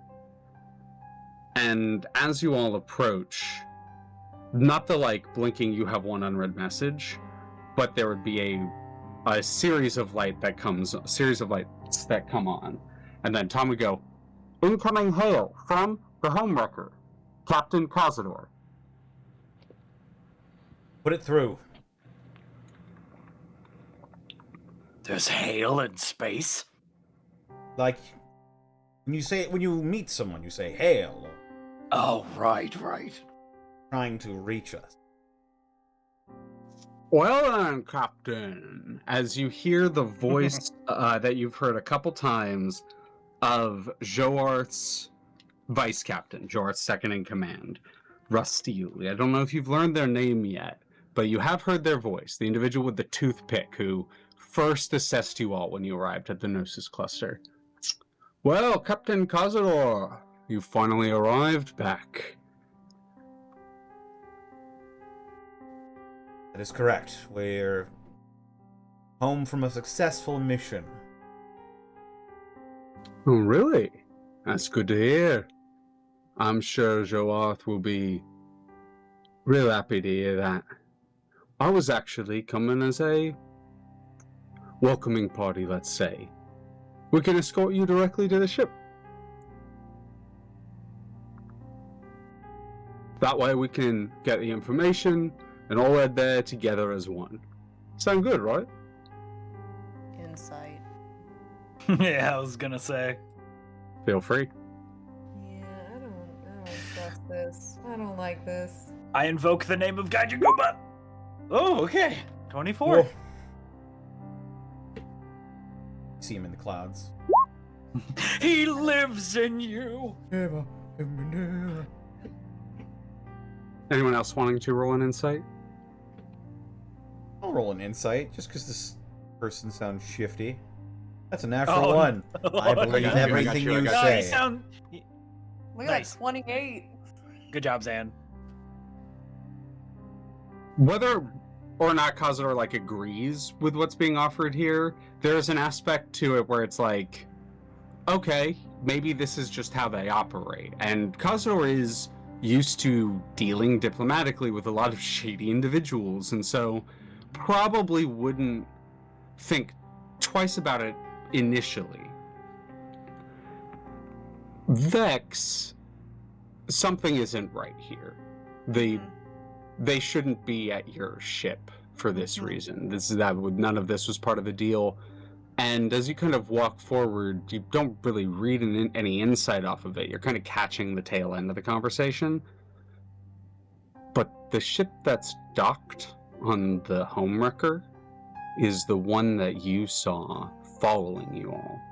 Yeah. I also, to yes, and Julia, I think there's part of the reason for that lower insight is because there is something occupying Vex's mind, and that is, where's Marine? Mm-hmm. Yeah. Yeah. Yep. Yeah. 24 and 28 get you about the same thing, where it is a barely veiled threat. This person is strong-arming you all into coming. They likely don't trust that they either don't trust that you're actually going to give them the information, or they want to ensure that they receive the information that they dealt with you for. It's not really like, good code or good pirate code or anything like that, but it's not really out of the realm of possibility. It is a more Gith-Yankee way of dealing with things, Xoruk, I'll give you that. Like, this is not really... Captain, are you aware that this yeah. could be a browbeat? I was gonna say, where's Marine? That's crazy. Sure. Githyanki have a certain way of veiling their intentions. They might be worried that we are not going to give information to them lightly. This could be a bit of leverage they're trying to seize over us. I would tread with caution. But Hakka's right. We've also not heard from Marine.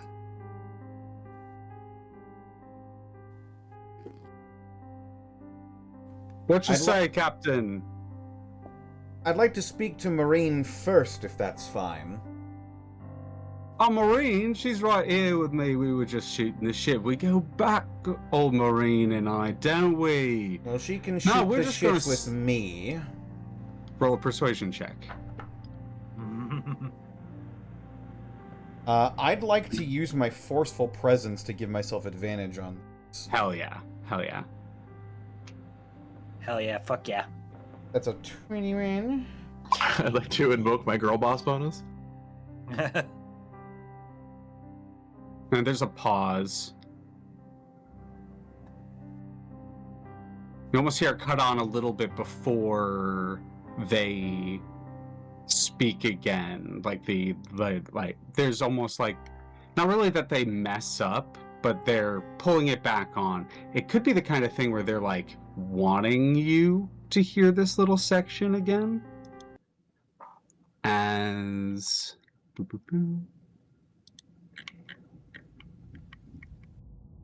so, music real quick. What, you gonna bathe? Good. Let them know what the deal is. And you hear a Captain. Marine, good to hear your voice. Yep. Glad you all are back.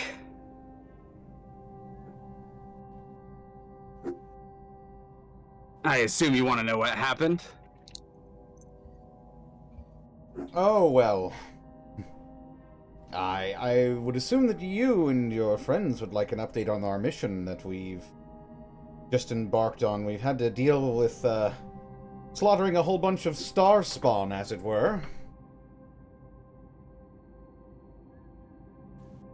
Wow, that's honestly extremely impressive and makes what I'm about to say a lot more hopeful. Captain, they boarded the vessel. They took me hostage. Don't give it. God damn it!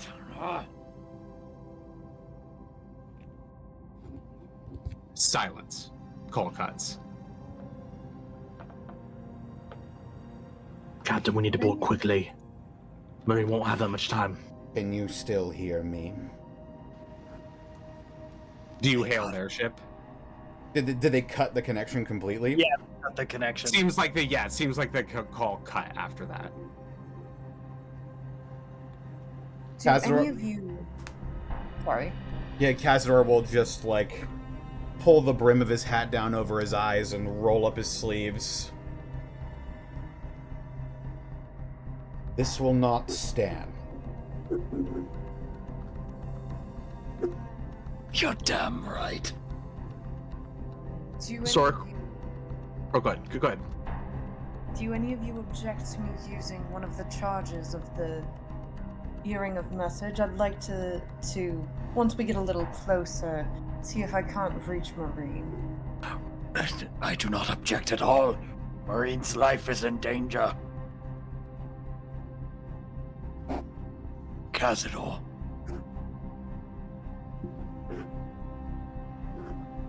Kazador? Tom, or Rash. Which are you asking? Two different things. Thrash. The door kind of opens and Thrash kind of. Hi, Captain. Take our guests somewhere safe. They would rush back, and you see them ushering them back into the engine room. Kazador. Can I speak freely? Of course. This is open hostility. These are... I propose we make examples of these treacherous people. We will. But we need to make sure we do it without anybody getting hurt in the interim. Of course. This tardigrade's made for ramming. I recommend we move at full speed. Enter the deck. Do not give time for caution or pause. They won't be expecting that. Kazador will sort of nod and grin slightly at the boldness of the plan. Well, let's hope the repairs aren't too costly. I can heal the home wrecker with my magics. And Alright. with respect, Captain, if you are attempting to send a message on top of correcting the situation, what bolder message is there that you will have victory at any cost?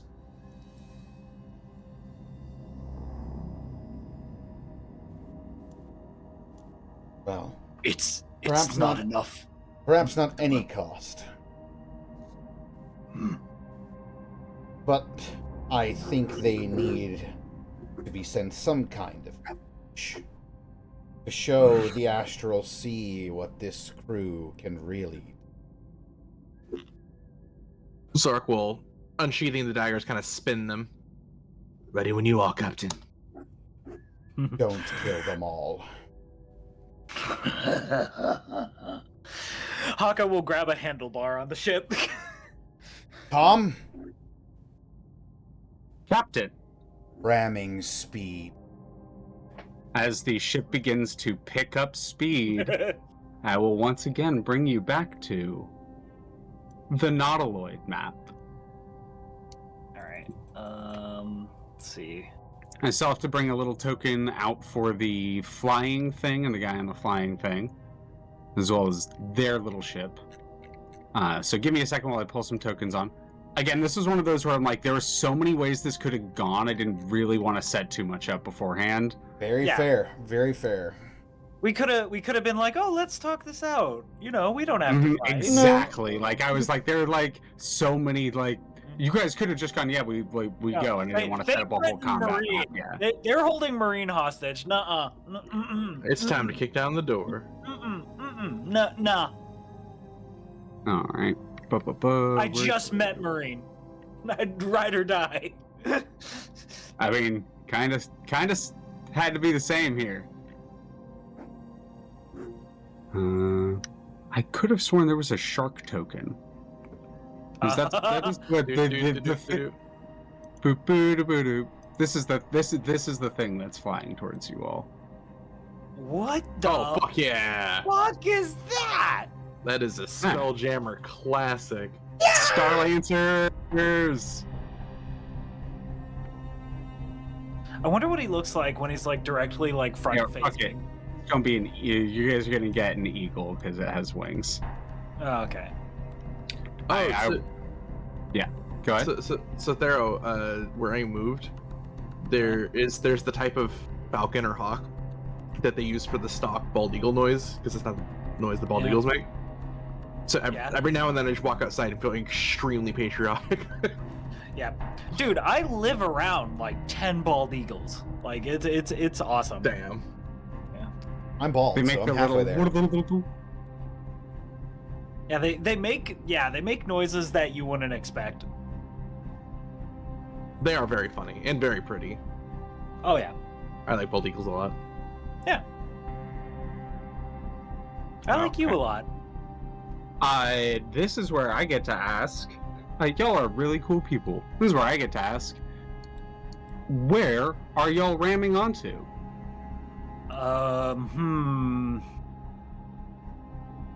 I think we should ram into a stairwell that will lead directly towards the engine room. We take the engine room, they pretty much can't do anything without our discretion. Yeah, we shut the ship off, and then from there. Yeah. Not that. Yeah. But I will have y'all roll initiative. Because if we take the helm and they're in the engine room, they could still fuck with us. But if we take the engine room, they can't do anything. Yeah. It sucks that we kind of have to cripple the ship. The ship.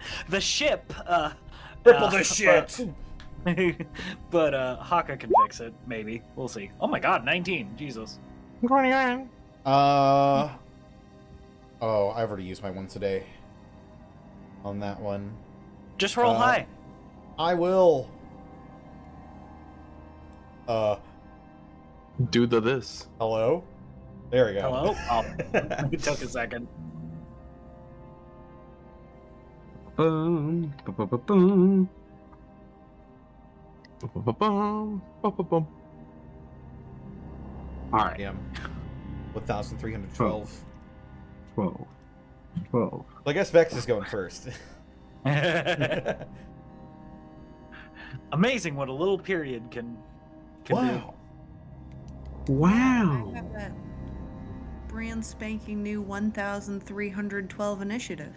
Yep. Yeah, crazy. Wow. Yeah, Vex is moving beyond the speed of light. They do protect Okay. it. You are the one going first, though. What? Oh, sorry. No, Xoruk is going first. Yeah, I yeah, was like, my brain dyslexia did the 2 and the 1. What sort of that's new okay. math and what's going on? Xoruk, you are up first.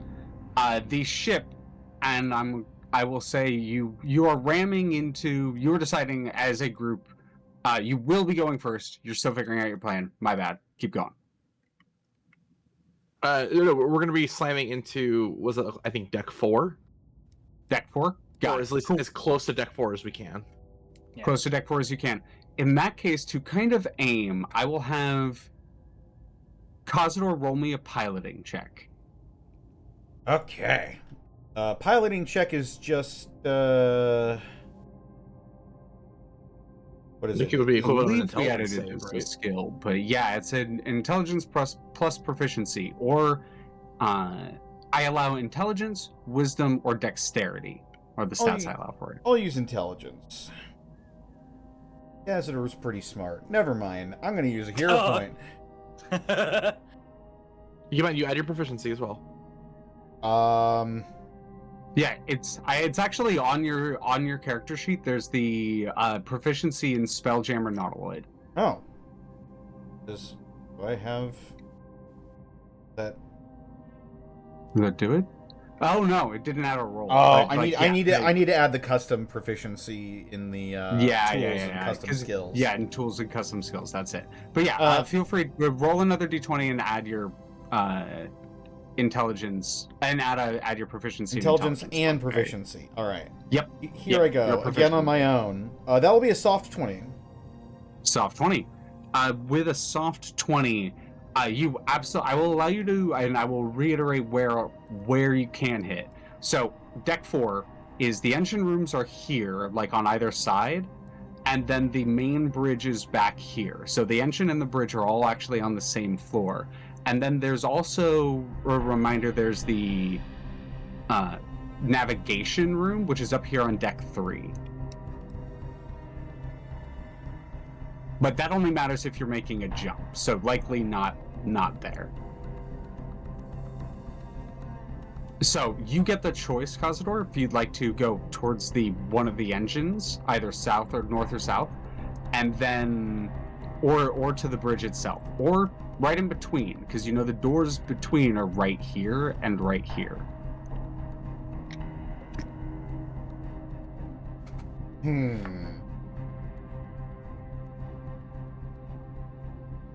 So our options are this way or this way. Mm-hmm. North or south, and then you can either go in between engine room or bridge.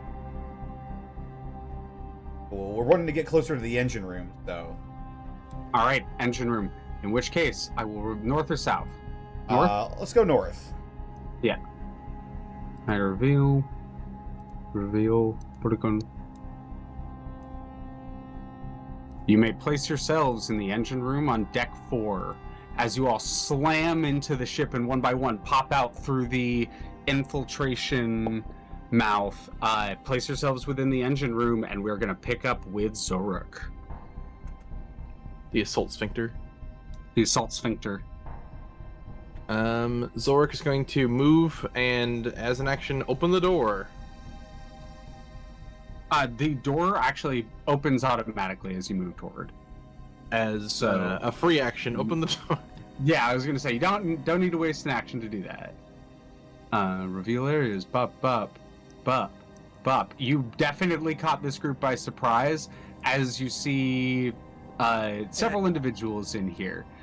There are 2 bulky-looking crew members that are currently at the toothpick chewer's discretion, and I will mark toothpick chewer with a mark because they are the obvious leader of the group.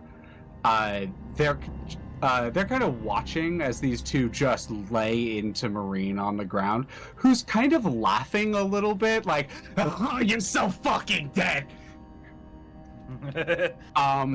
And they're turning like to you, like, "Oh."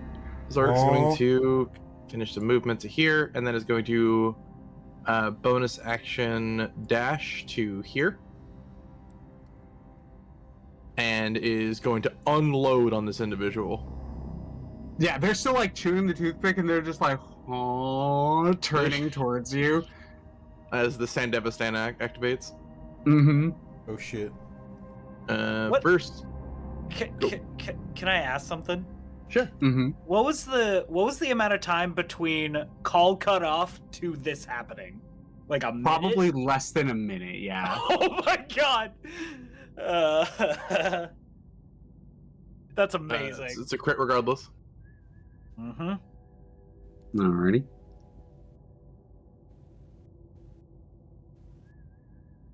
For I forgot to do. Oh no, that was the first one. So that'll be. Ignore the 9. That is 34 damage on the first swing. Nice. 34 damage on first swing. Second swing, huh. And huh. That's a crit. Yep. For oops, ignore that 7. No. And that's the 23 to hit on the second one, right? Because these are with Yeah. advantage. Yep. That is, let's see, 20 damage on the second attack. Nice. And then we get the funny free attack from Dread Ambush. That's a regular old crit. 34, 20. Let's see. Zork's a crit monster. That is 34, 20. That natural 20, because you rolled a 20 on the dice, this has minimum damage. So you cannot roll less than the like minimum that you would get from like a normal dice roll on this. Which I don't think comes into play here, but like that is how I run consistent crits. Consistency.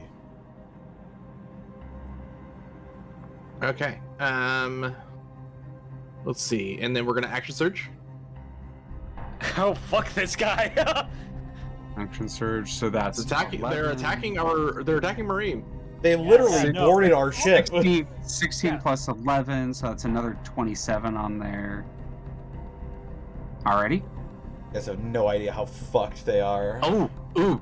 That one they actually, you see, you're like coming slash, and they like pull up an arm, you like cut across the arm, you stab into their gut, you slash across their neck as they pull out of the way, but it's still a deep cut. You go in for another one, and they actually pull out, they're like half pulling out a blade, and they manage to block that one. They're gonna use their parry to make their AC 24 or 22 for that attack. Oh, fair Holy enough. shit! Fourth attack. No. That's crit. Like, but it's like you can tell this person is like there's a reason they're the Rasteel of Xoruk. Like they're a very well trained individual, but it took completely off guard. Slash, stab. That For another is 20. another 20 points of damage. Correct. All right. This individual, you're like going after them. You're going in for like a kill stab, and they put up a boot and just like manage to push you off, like pushing onto your armor and like separating you two. And they kind of pull back, and they're not like quite death's door, but they are far past bloodied. And you like manage to like slip the blades past their pretty well armored self, as they are like wearing decent Githyanki armor underneath sort of vagabond style clothing. Shit. And as they're kind of bleeding, they cough up a little blood, and it kind of like drips onto their mouth. They look up at you. Gonna fucking regret that. Make me. That'll be his turn. Oh shit, Vagabond. Ray's entered the chat. Vagabond, eyebrows. Oh. Hakka, you're up. All right. Can I? So the ruler's a little weird. I assume that's not like 60 feet away, is it? Like. That might Is be. it? Oh No, shit. it is. This is he's a big vessel. Oh god. Damn. Yeah, Xoruk, I'm pretty sure dash to do that. Yes. Okay. And had Zephyr speed or whatever it was. Mm-hmm. Okay. Hakka is not as quick. Is a big vessel. Then yeah, I guess I'll just dash to one. I will say, you can place yourself, you can have been anywhere as combat starts. You guys could have been anywhere in this room. So you guys may place yourself at the start of your turn. You may place yourself where you'd like to be, then take your turn. I'll be fair and like be next to Kazador. So Yeah, I think that makes sense. You guys are kind of busting in like on the side here, so that makes sense. Yeah. So, But like Vex, if you'd like to move up so you don't have to move all the way around, you're welcome to. yeah. So come out to here. I see a lot of fuckers. Let's see. 1, 2, 3. That guy is just out of range. 1, 2, 3. So I have to cast this at 1, 2 at 4th level. 4th level, hold person on this fucker, and this fucker. This guy's out of range of it though. All right. So DC 18, Wisdom saving throw. DC 18, Wisdom saving throw. To the 3 closest fuckos near me. Well, not Okay, Xoruk. so that's gonna be the 9. That's a failure on the first one for the big one. Hmm? I'll mark concentration. Oh, really? Wisdom? Fuck, that's a 17. That's a failure. Unless Yeah, it's a 17 on the failure. dice plus bonuses. No, 17 plus bonuses. Like, plus bonus is 17. Ugh. So failure, and then the last individual. Oh my god, natural 20 on the fucking mook. Yeah, well, that's fine. But yeah, so boss pirate captain is paralyzed, and the fucker You end up nearest to having me to is like paralyzed. focus on this individual. They're like straining against it, and so the energy that was going to go to this one ends up going to keep them still. Yep. Hakka just but they are- strides yeah. forward and just lets out.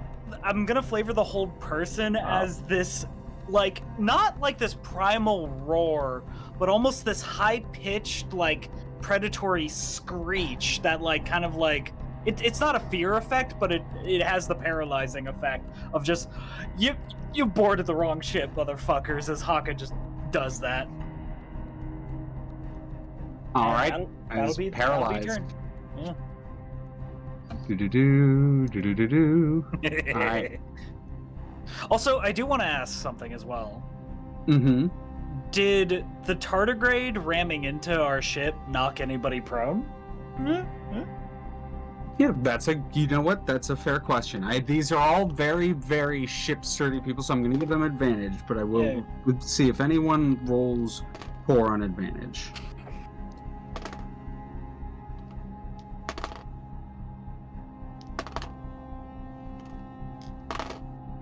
Yeah.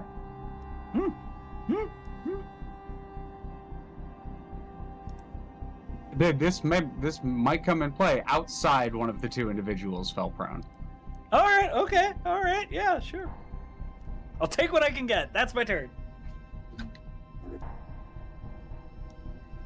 Alrighty.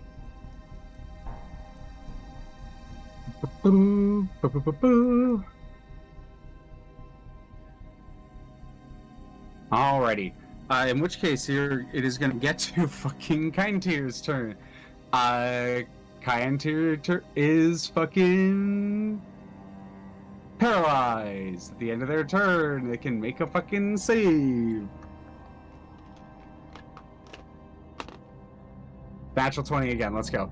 All right. Well, I ate his turn. That was blew a worth it. turn. You blew a turn. Yep. As they just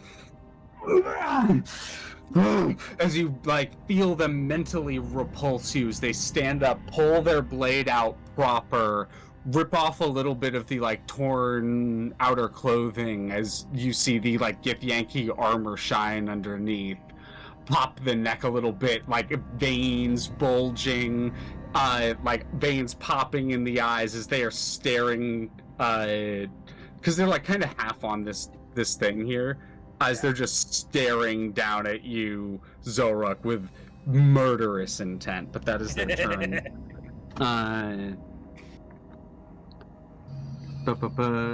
Into Knight's turn. The Knight is also paralyzed. No, I think they also succeed, unfortunately. That's a 16. Damn. 16 on the dice plus 2 just succeeds. Yep. Still eating their action economy, so it's worth doing. Oh yeah. Yep. Super huge, super huge. I'll stop concentrating then. But yeah. Yep. No, yeah, makes sense. Makes sense. It was 1 action for their 2 actions. That's worth it. Yeah, no, it was Oh, yeah. huge, Oh, yeah. huge. Marine is going to Marine is really hurt. Marine is going to take the dodge action as she's kind of rolling on the ground trying to avoid some hits. As she's wanting to avoid that as much as possible. See if the Buccaneers even like pay attention to her, but it would be I'm gonna kind of Knight Marine coming around back to Vex. All right, I'm ready for this. So first and foremost, we're going to use our movement. I got to double check where the 30 mark is, but we're going to use our movement. Where'd it go? There we go. Yeah. We use our movement. That's about as far as you can get. Yep, that's fine. That's all I need. Because we're going to start with a bonus action. Oh. Yeah, we're going to Bonus them. Bonus them. Bonus them. Yeah, bonus them. You owe me a Coke. Well, Okay. as their limbs start to supernaturally extend beyond the way that they are supposed to, shadows beginning to creep in ways that they're not designed to, and ink seems to spill down their face as I use my form of dread. Oh. All right. And how does this work again? I'm posting it so you can see it. Using your bonus action, I become terrifying. Objectively, I gain You gain some temp HP. which I'm gonna have to roll, and then Mhm. When I hit a creature with an attack, I may also make them force them to do a Wisdom save. If they fail, they're terrified of me. They are frightened of me. to the Nice. end Nice. Of my next turn. I am immune to being frightened. And the rest of it. Roll is- that D10. Yeah. All right, here we go. D10. Oh. One plus 4. I got 5 temp HP. Let's Hey, go. 5 temp One. HP is 5 temp HP. Am I right? Yep. And then, if that weren't do enough, what it do, you. It's also plus your The warlock guy- level. Yep. yeah. So it was 1 plus 5. 4. It was 5. Ah. Yeah. 1! One. Multi-class. I have been that guy that's been at 1 HP for rounds and rounds of Yep. a fight. Oh, yeah. So Yep. it matters. Then The only HP, like Connor's Elden Ring The only stream HP that showed matters is the only last HP one. that matters is the fucking last one. So, Bozo over here, that's closest to me.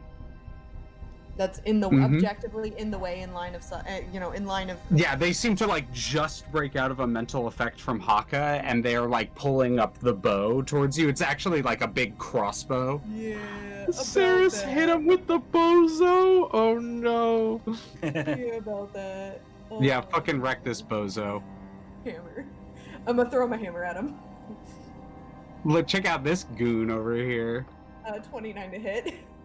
20 abso-fucking-lutely. Yeah, it's gonna be a total 16 points of damage, and then we're gonna do it again. 16 points of damage. Hell Do it yeah. again. We'll fucking do it again.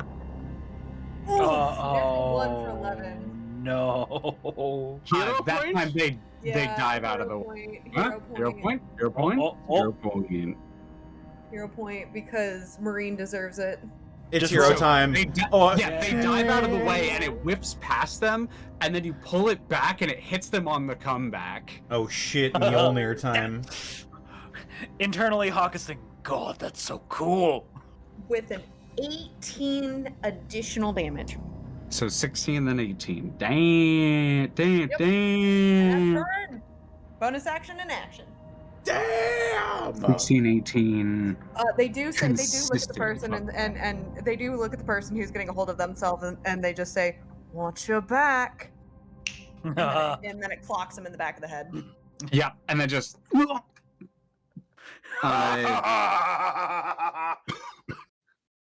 That is amazing.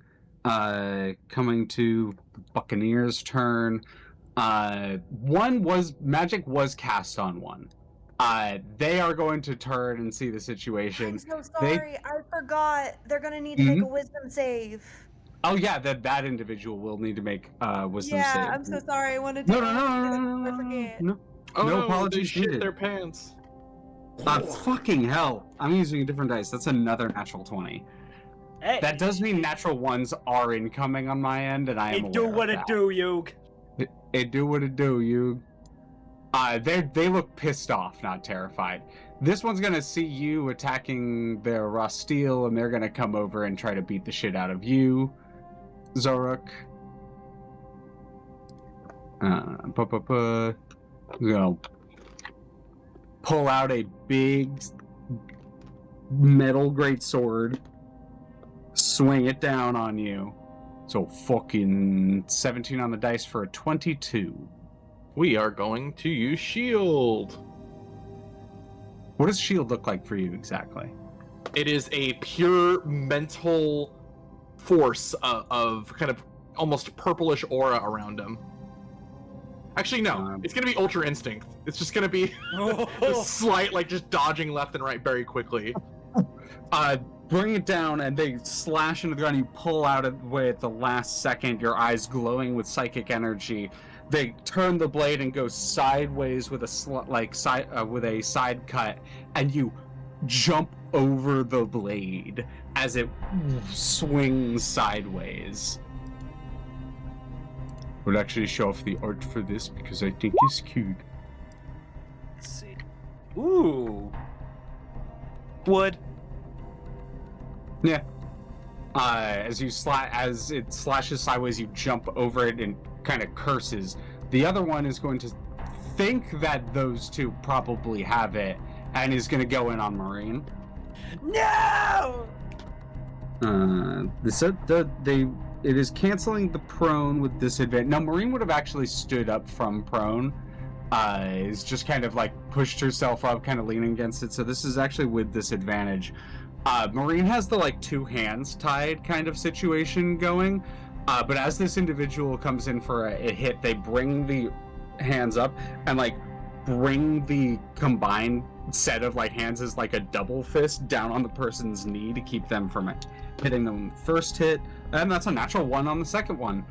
As Marine headbutts them as they go in for a second hit, and it like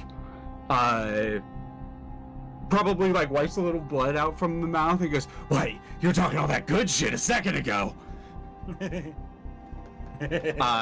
And is gonna get out of there. That is the end of the Buccaneers turn. The Warriors. One's gonna get up from prone and is gonna go move double dash to get just onto here, onto the upper deck. The other one is going to get a little bit further, so they're going to move over here as they're making their way towards the situation.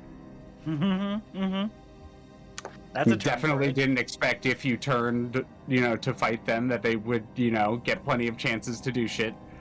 The other one is going to use the mount. We're going to fly and is going to try to assume that it can do something from the outside and is going to try to board the vessel from this direction. Oh, yeah, I forgot I had that on this map. Hold up. Wait. Token layers. Pop into the tentacles fall out. Tokens. I can just put this shit on the map. Oh fuck. What? That'll buff out. I'm just gonna reveal full page now, because y'all know what's going on.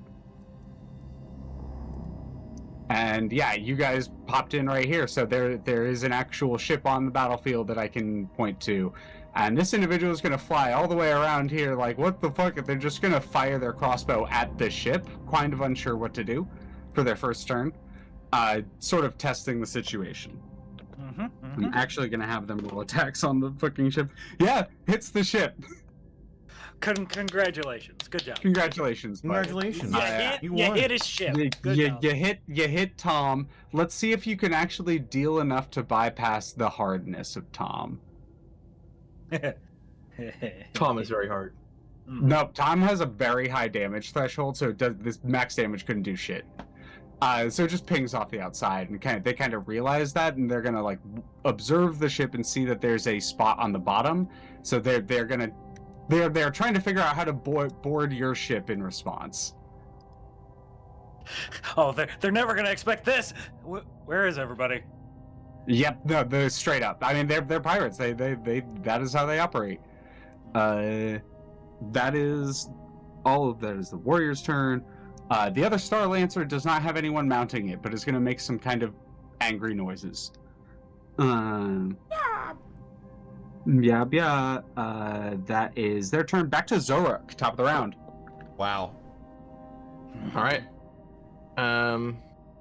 Y'all caught him real on the back foot in that Hakka turn. Yeah, crazy. I wonder if Like, we're this is forgetting 7 guys. This is a full pirate contingent. Xoruk's gonna do something a little unorthodox. He's gonna turn That's their okay. back I'll just towards the skip Ross. my turn.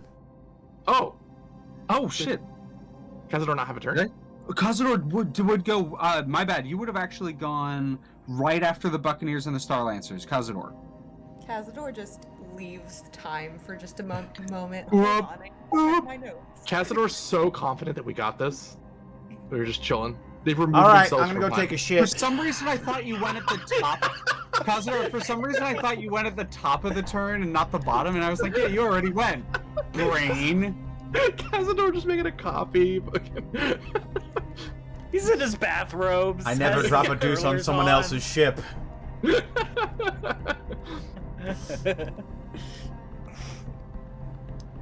All right. Let's see what I can do here. Super That's my the bad. wrong Really one. deeply apologize. You're good. You're good. I understand. The It's amount of hectic disrespect out you would here. have if you just ignore them to go do it. Oh, that'll work. Pardon me, I have to go to the bathroom out here. Nah, excuse me. It's all right. The No engine prestidigitation. rooms do I have can just. The engine rooms are dual purpose. I'm going to dash with my action out here. Bonus action, I will spend 2 sorcery points, and I will quick cast a lightning bolt. Let's Nice. Let's do it at 5th level, because fuck these guys. Oh. Thunderbolts and lightning, very, very frightening. Me? Yeah, they absolutely did not expect y'all to just fucking attack your own ship. Yeah. Yeah, just these 3 right here in a line need to make dex Yep. saves. Yep. That is 3 dex saves coming your way. How do you Yeah, get you that? just line? avoid marine. Yeah. DC? DC is Fail. it's Dex I think it's DC 19. Yeah. Okay. Buccaneers fail. Knight succeeds. Okay. That one, the first one in front sees it coming, and so has a chance to like push themselves against the wall out of the way. So only catches like the static discharge, but the other one, who's like still attacking Xoruk, the blade is like still mid-swing, and it's pointing towards you right as you fire the lightning bolt. And he rolled a natural 1. It acts as like a lightning rod as the lightning bolt like arcs to the sword, and he just looks down at the sword with horror as it glows red as the heat from the lightning like arcs through it and then into him. Damn. That is not the damage I rolled. It did not prompt me to say what spell level. Ugh, goodness. Feel free to add dice. Feel free to add. Yeah. Okay. It is. I think it's 1d 1d6 per extra level. Yeah. 1d6 per extra level. Lightning bolt. So this would be 2 additional d6. 10, so Ooh. 34 damage to 34, Yeah. whoever big fails. upgrade. All right, so it's 34 to both of them. Ow!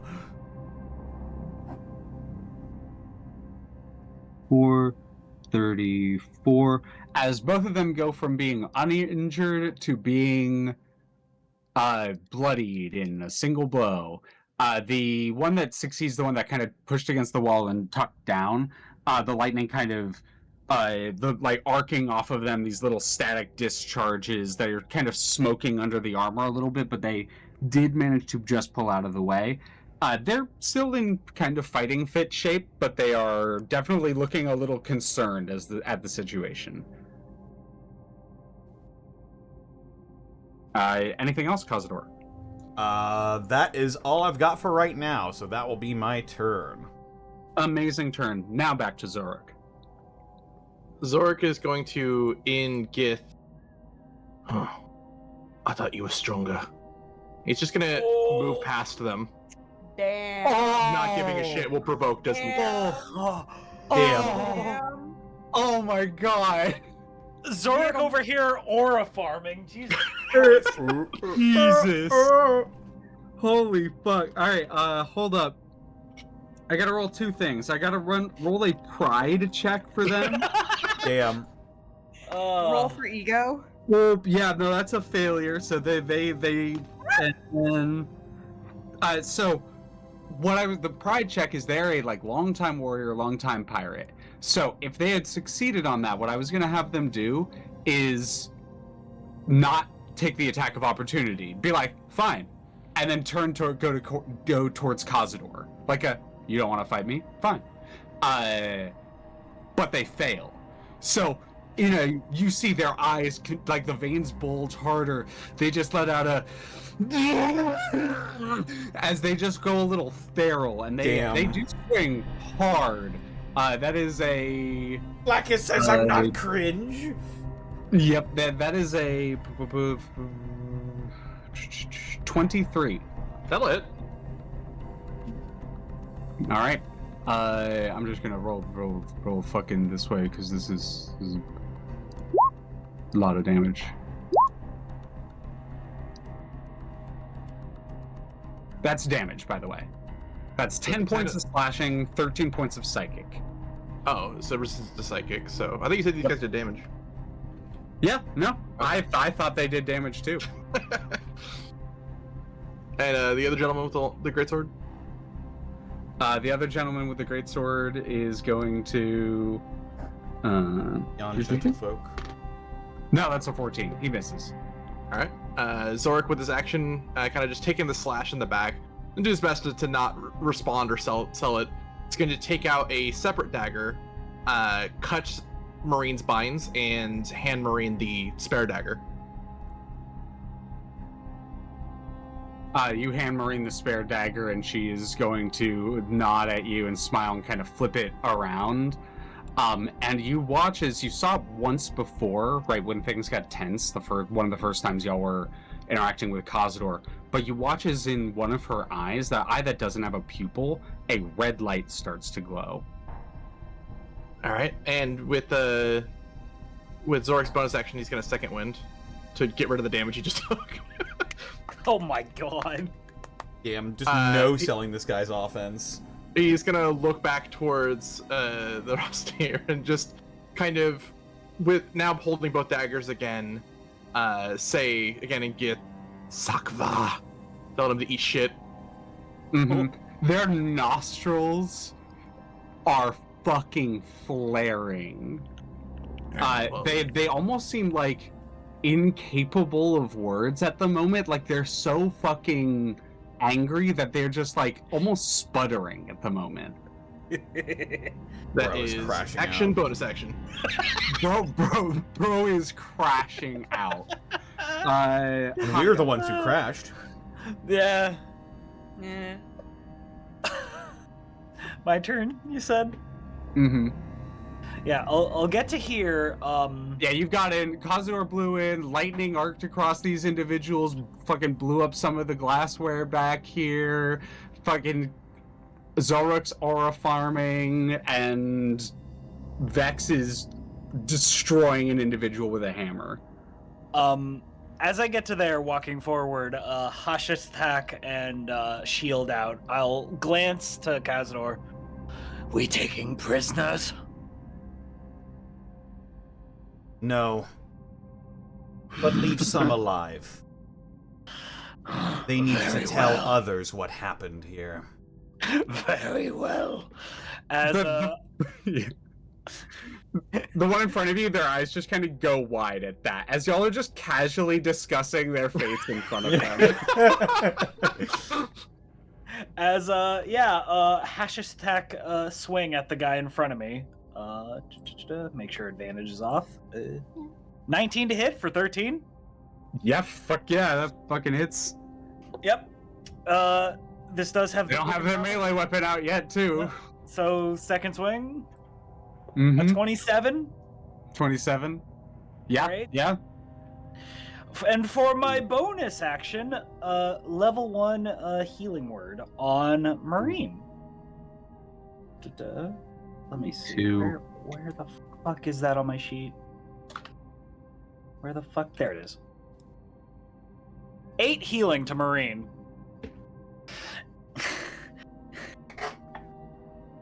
Alrighty. As Hakka like swings heavily with the pick, and then just his eyes glow with a turquoise glow as like a spark of it hits Marine, and yeah, 8 healing. So, and that's Hell that yeah. is great is turn. that is the cleric turn. Alright, bro is crashing out, and he's just gonna fucking full ham on Xoruk. He's just like, spits in Gith. He's stuck.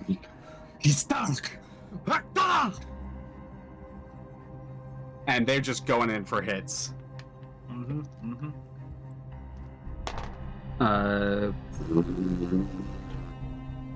That's another 23 and then a natural 1. 23 will hit. The first one I'm going to say is actually the natural one, as they go in for an arcing swing, and you step back out of the way of it, hearing them kind of like really, really telegraph their attack. But the second one, they actually, just in a moment of skill, twist the blade, take a quick like half step, and lunge it forward. Can I interrupt for just one moment? Yeah? Can you reroll the natural 1? He's actually going to give them advantage. He's going to let them hit it. Oh my god. Oh, That's he rolled a 4 on the dice, so that's a 12. He's just not gonna try and dodge. Yeah, you're not gonna try to dodge, and so they would have hit you, and they hit you, but it scrapes across the like single piece of Githyanki armor you have on your shoulder. Just kind of and deflects the blow like it was a full-on flub of a swing. All right. But that was the first hit. The second hit will attack though. I'm not gonna like fully. Oh yeah, they hit. No, they fucked that attack up. This person is full crashing out. they are crashing out. They've been there, buddy. That's 9 slashing, 18 psychic. So 18 total. So yep. Yeah, the first one is like a big flub, but the second one they kind of growl, twist the blade, and they go in for a stab, and it does actually slash across your side. That is going to be Kainter's turn. The knight is going to throw the crossbow at you, Hakka, like flavor-wise. They just kind of toss it at you. I assume bite it in your mouth and like snap it in half, kind of that Sure, kind of thing. yeah, fuck yeah. Yeah, you just as they pull out it's a small sword, but it is still made of silver. It's like a long sword rather than a great sword. But they pull out a silver long sword and go in for some swings on you. That's a nice sword you got there. Better make it hurt. Better kill me in one shot. Oh, it's gonna roll 2 attacks. Oh, that's a 19 on the first one and a 9 on the second. That won't. The first one actually swings and cuts across you. They twist the blade around and they go in for a second slash. And rather than like actually hit you, you bring up the shield and just and because they didn't kill you in one hit. So that is going to be 1d8 plus All right, I'm just Pity. gonna actually roll. Do you have any next of kin? Damn. So that is 21 slashing and psychic damage. Mm-hmm. Roll me an intimidation check. Let's see. It's just a 9. Hakka's just talking shit. He's not really. He's not really intimidating. Yeah, you're talking shit. They're kind of like looking at you, but there's a little bit of a steel gaze. But there's also a little bit of like fear on their face, and you're not quite sure that it's from you. Okay. Interesting. That is going to be the knight's turn. 2 swings, move up. They are actually, after swinging at you twice, they are going to. No, you know what? They're still in fighting shape. They're going to stay melee at the moment. Marine's turn. Marine is going to grab Xoruk by the waist and is going to pull you alongside her around this guy, staying out of the Rusteel's line of threat.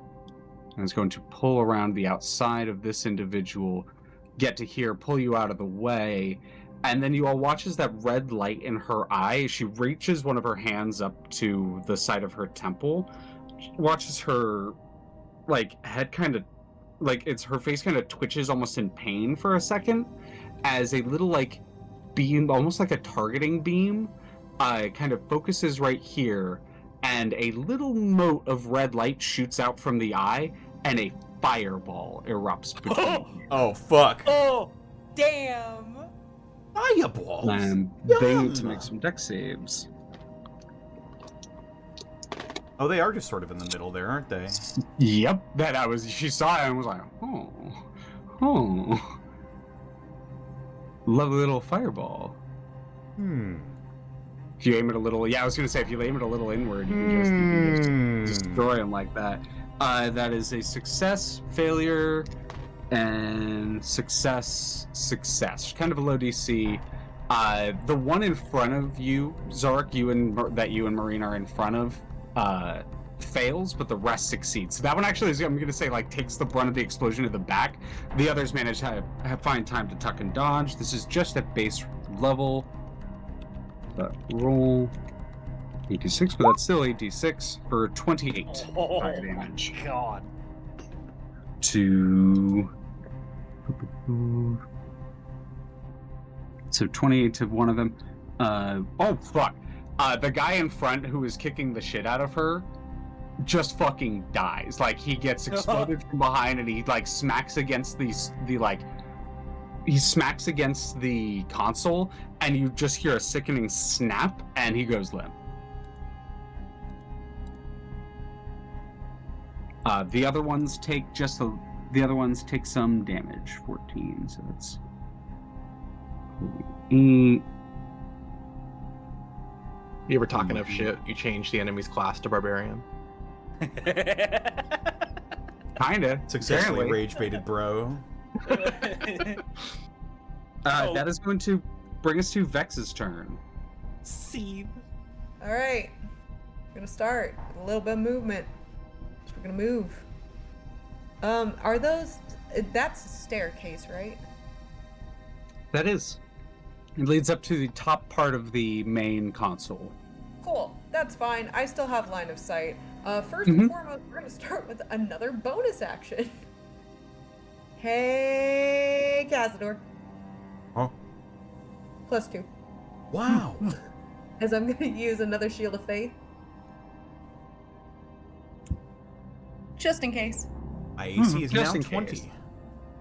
Yeah, just in case. But As with a that done and out of the way, I think you all know what it's time for. Time for hammer.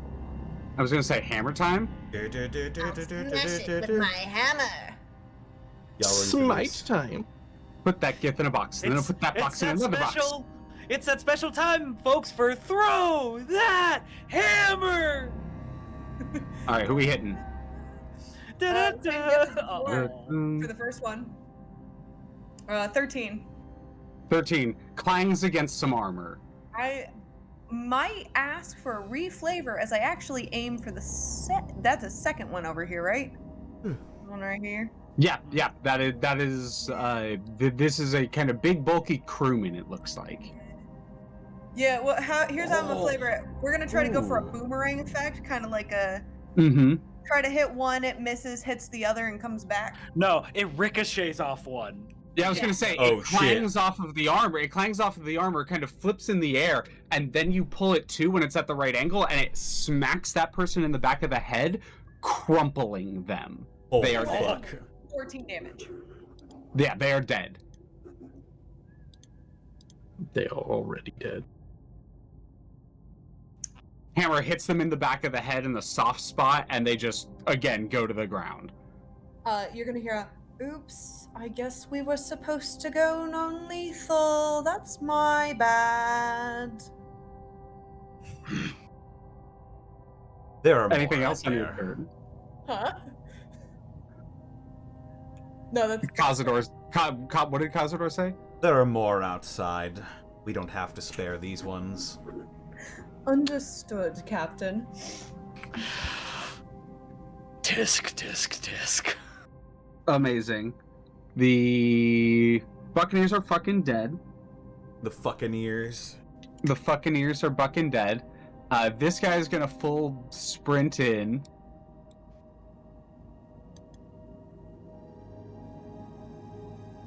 This guy's gonna sprint onto the ship, their ship, bring it front, and he's gonna board the other Star Lancer full turn. The other one is gonna roll a check, see if they can successfully get into your ship. They do. This person just like pops in onto the vessel and it's just like, ha! Hello, enemy. Hello, enemy pirate. Welcome. Enemy boarding detected. And there's a hiss from the back as no. there's a little bit of smoke that leaves the back engine room, and you watch as Thrash with like a wrench with the two Gith behind him just like cracking knuckles. Let's go! Enemy life form detected. Purging oxygen. You watch it. None of you see this, but Tom does. Yep. As they slowly turn to look at the back of the engine room, as he gets to walk forward, and I'm gonna. Y'all are gonna come back to that. I'm gonna leave that. Duel Y'all of are the gonna come back to Fates. that. Thrash versus cannot- random mook. Cannot wait to see the carnage. Allow me to demonstrate why my name is Thrash. That is going to be the end of the Warriors and Star Lancers' turn. Back to Kazador. Alright. Kazador, as he walks past Bex and Hakka, is going to set himself right up here. Right on this console up here. And he's breathing heavy a little bit, almost as if he's like trying to psych himself up. But he's taking deeper and deeper breaths until finally he just looks at this crowd of Githyanki and blows a huge plume of frost as Kazador is using his breath weapon. Hell yeah. Let's go. I need them both to make Constitution saving throws. On saves. It's going to be Knight. Whew! God. The Knight succeeds. So this individual here succeeds. The one like close to Hakka succeeds. You can absolutely get them. Yeah, But I'm just trying to angle it, individual, yeah. homie who's crashing out, Kindtier who's crashing out and is like still looking at Xoruk with just like fury in their eyes, is not even looking towards you as the frost creeps around their back and their ankle. Failure. Alright, they're taking 17 points of cold damage, or half on a success.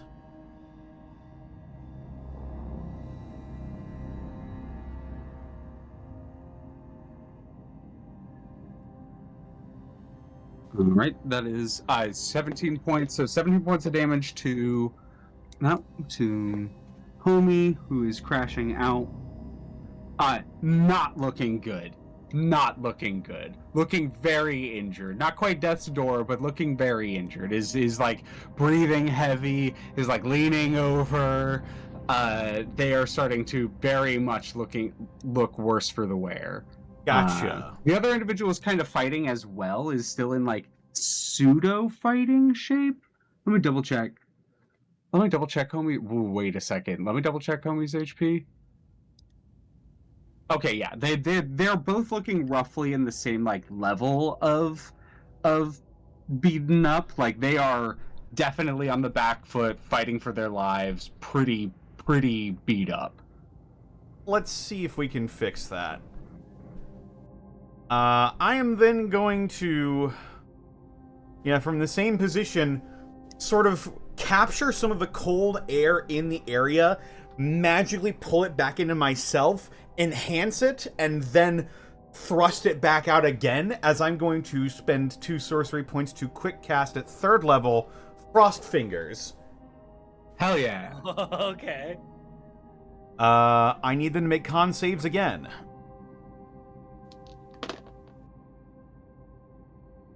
That's 2 failures. All right. Stay frosty. They're taking 10, 4d. 11.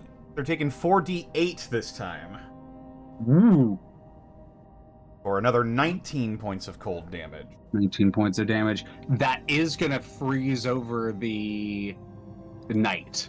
The knight is kind of looking towards you. They're almost like breaking off with the butt of their weapon some of the like frost that's on them, and they like are distracted for just a moment as they look up and just encased in frost. Time for you to cool off. Nice. What killed the Githyanki pirates? The Ice Age! Homie is crashing out, but still alive. Barely, but still alive. Xoruk. He's the only one that is left in the room. But you do hear, like, the sound of someone coming, like the footsteps. Alright. Well, let's put him out of his misery, shall we? Xoruk will step up, and we'll give him the full breadth of attacks. Xoruk, as you turn to actually face them again, and they're like breathing heavy, bleeding out, you see fear on their face. Alright, well, we are going to swing. Let me see how this works again. Sorry, 1 second. Extra. Okay, yeah. We are going to first swing. Mm-hmm. Only 15 to hit. That'll miss, I think. 15 blocks it with their blade. Second swing. 22 to hit. They try to parry, but not fast enough. All right. We're gonna do this, and then additional from psychic. So 10 damage, 2 of it psychic, but we're also gonna hit with the Zephyr Strike for additional 5 force. You catch them in the side with the blade, and they stagger, and they're actually gonna drop their weapon. They're gonna hold. Wait. Bonus action swing again, but we'll do it non-lethally. 21 to hit. Yep. And 9 more damage, non-lethal. 9 more damage. Flavor-wise, I'm gonna say this individual is like coming in because it's all happening simultaneously. The door opens right as they see their Rastia like wait, and they're kind of like hunched over, holding one hand up towards you as you flip the blade around. And how do you put him out? Like knock him out? As he's kind of saying wait, Xoruk will kind of look over towards this new individual, and then with a singular strike with his hilt right on the sweet spot in the chin, he's just gonna kind of backhand swing into with the blunt edge of the dagger to knock him out. You hear a crack as you probably broke their jaw. and they hit the ground in a crumpled mess. They're still like breathing. There's a little like a low moan, like a while they're like rolling on the ground. But they're out. Xoruk, during that last swing, wasn't looking at the Rasteel, was looking direct eye contact into this new Gith who showed up, and is not breaking eye contact after the swing. They like take a step back, and does anyone do anything? Because y'all would have a chance to do something before they continue to act.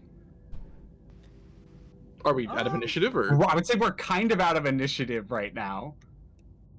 Unless y'all continue the attack, y'all are gonna. This individual is good, like looking like they're gonna run.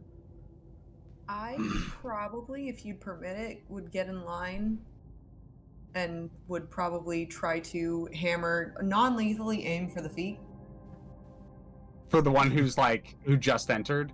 Mm-hmm. Yeah, they're kind of like turn and they stop, like they skid to a stop. Brush the toots. Again, non-lethally, but I'm aiming for the legs. Mm-hmm. I want to stop them from getting reinforcements. Fair enough. I think we just did like kingmate though, or checkmate. Kingmate. Sorry. No, you That's kingmated a different game. You're not playing Tara. Calm down. I'm working on it. Yeah. Listen, he's Can not you a king, tell I he's a don't- Lord Protector. For 22. So this is where I ask: are you going for a called shot, actually trying to hit them so they can't move further, or is that flavor of you hitting? No, I'm hitting to knock their to prevent them from being able to run. All right, you're with the intention of preventing them from being able to run. So what I will say with this is you're going to deal half damage because you're aiming to disable, and they're going to get a strength save to see if they get knocked prone from that. Sure. What is your spell save DC? Great We'll just go question. with that. Just let me pull it back up. I think it's 16, but let me double check. It's coming. It's thinking about it real hard. Thought a lot about how to do called shots, and the half damage and the save seems to be a really good way that I've tested to do it. 16. 16? Okay, so that's 22, up to 11. They roll a 16 on the dice. Okay. Unfortunately, you hit them in the leg. That's the first attack, so you would have a full turn if you want to hit them again. Mm-hmm. Again, non-lethal. I'm just trying to make them not run.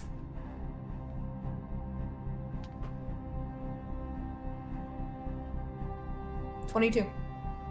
22? Absolutely, yeah.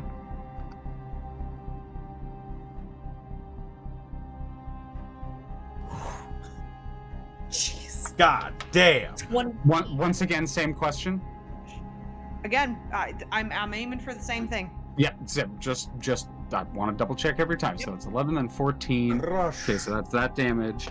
Roll. That is a natural one. With the second one, they're turning. The first one is kind of a glancing blow on their thigh, and it kind of like they like crumple a little bit, but they like are still running. The second one hits their ankle, takes it out from under them, and they hit the ground prone.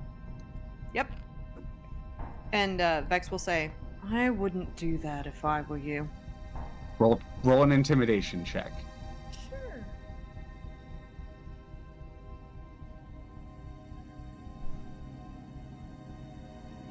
$13. 13. Can I Mm-hmm. wager the fact that I'm extremely intimidating and have my form of dread on and invoke a wisdom save? Oh yeah, because you would still have your form of dread, so they would have. I'll say if they fail their wisdom save, that they also succeed on that. They also succeed on this. Okay, so they succeed on the wisdom save. They actually fail on the wisdom check against your intimidation. Funny enough. Sure. I'll allow it. So you just watch as while they're on the ground, they just like let go of their weapons and raise their hands, and it's almost like they're in like the mummy position because they're just like on the ground, like back on the ground, prone, but they like raise their hands up in the air to indicate that they're surrendering. Yep.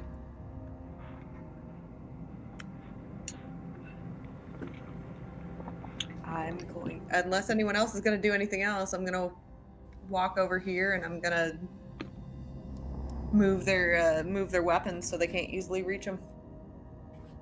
This individual, hearing nothing from trying to contact their allies, is gonna fucking leave.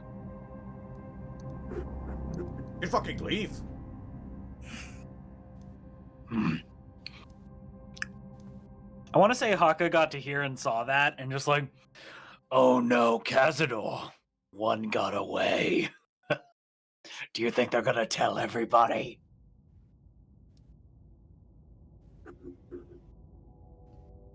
Perhaps.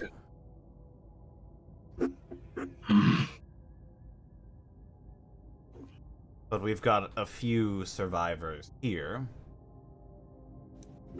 who I think might tell a more detailed account of why you should not fuck with the crew of the KSS Homebreaker.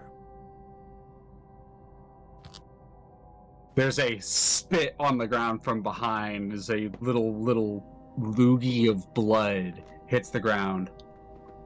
Damn straight. Thanks for the save, Captain. Of course. Is initiative over? The initiative seems to be over, unless there's anything else y'all want to do. That individual's fucking running. With the binds that Marine was tied up, Xoruk's gonna tie up the Rusty. Rostiel is going, like, they're just on the ground, like, with the moaning and kind of like stumbling a little bit. You wrap their arms up and they go prone. In a similar fashion, unless anyone has any objections, I'm going to use a portion of my many feats of rope. And I'm going to do the same with the one that's in front of me. Marine is going to start unloading the bodies towards one of the engine rooms. Marine, let me handle the bodies. Can you move Tom back into the hangar bay? We have a few survivors aboard. Oh, yeah. I'd be happy to. Good to see you again, Xoruk. Xoruk's gonna give the firmest of, like, respectful dagger check handshakes. She will respond in kind. And then start moving the bodies. Alrighty. She walks past you, and she's actually going to put a little bit of a bloody handprint on your shoulder, Kazador. She walks past you. You hear her get to the target, and she goes, "Holy shit!"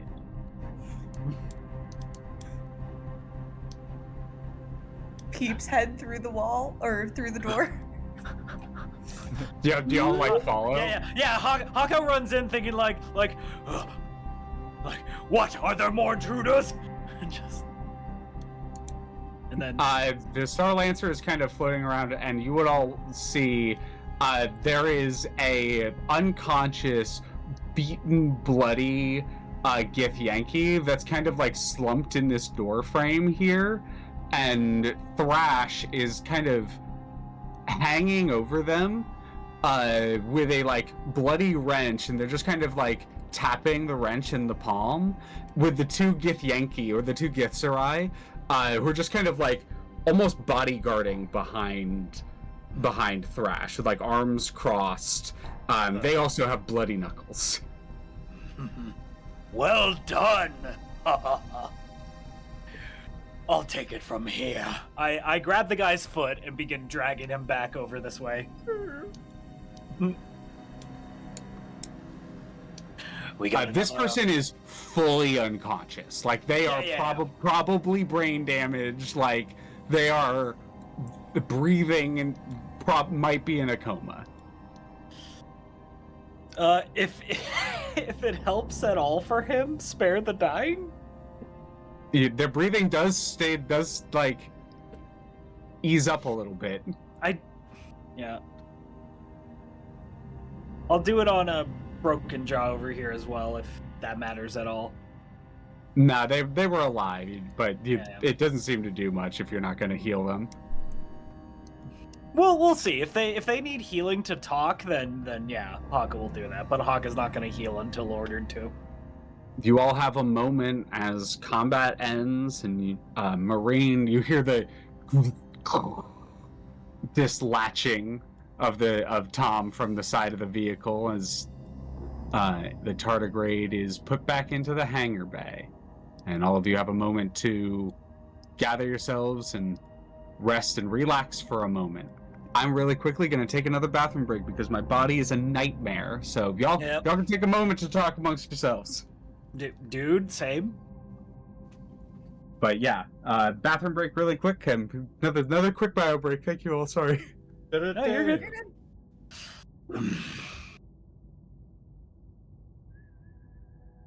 So what are we going to ask them once they wake up? Well,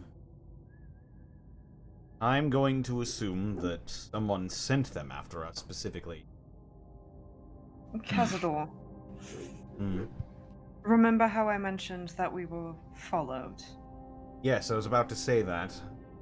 Yeah, the ship in question here is exactly the ship that I saw that gave me the impression that we were being followed. So we were being specifically targeted then. I would say that we would be, yes. And I think, despite the fact that our intruders have insinuated the fact that they are only here to ensure cooperation, I'm under the impression that their intentions from the get-go were never as collaborative. Seems that even out here in the reaches of the Astral Sea, there are your common highwaymen.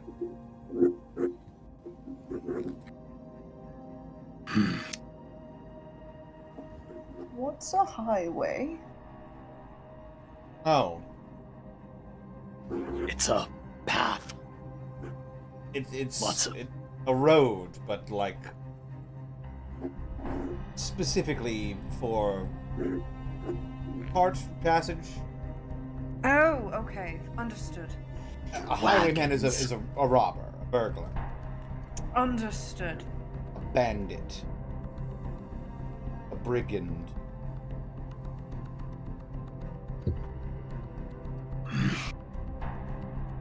An animal. Kazador has a- Sorry, someone else came out for a second. Kazador has a thesaurus. just reading it up. Criminal.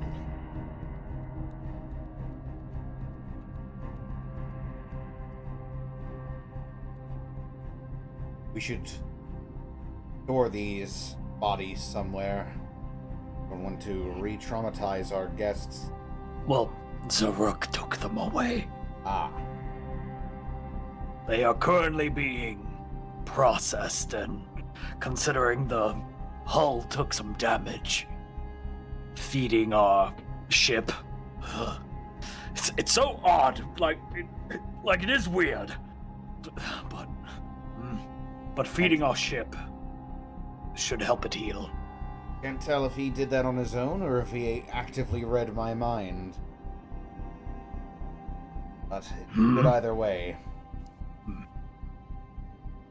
We're just of a similar mind, Xoruk. Want to keep these bodies away from our guests. We don't want to frighten them any more than they already have been.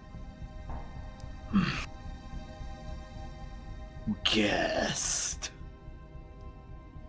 Hello, I return. Welcome. We were just discussing what to do with the bodies. In character, apparently, above game. Yeah, sorry. It's hard to go back and forth, so sometimes... No, you're fine. I appreciate it. Doesn't mean I'm not gonna make a little bit of fun of you.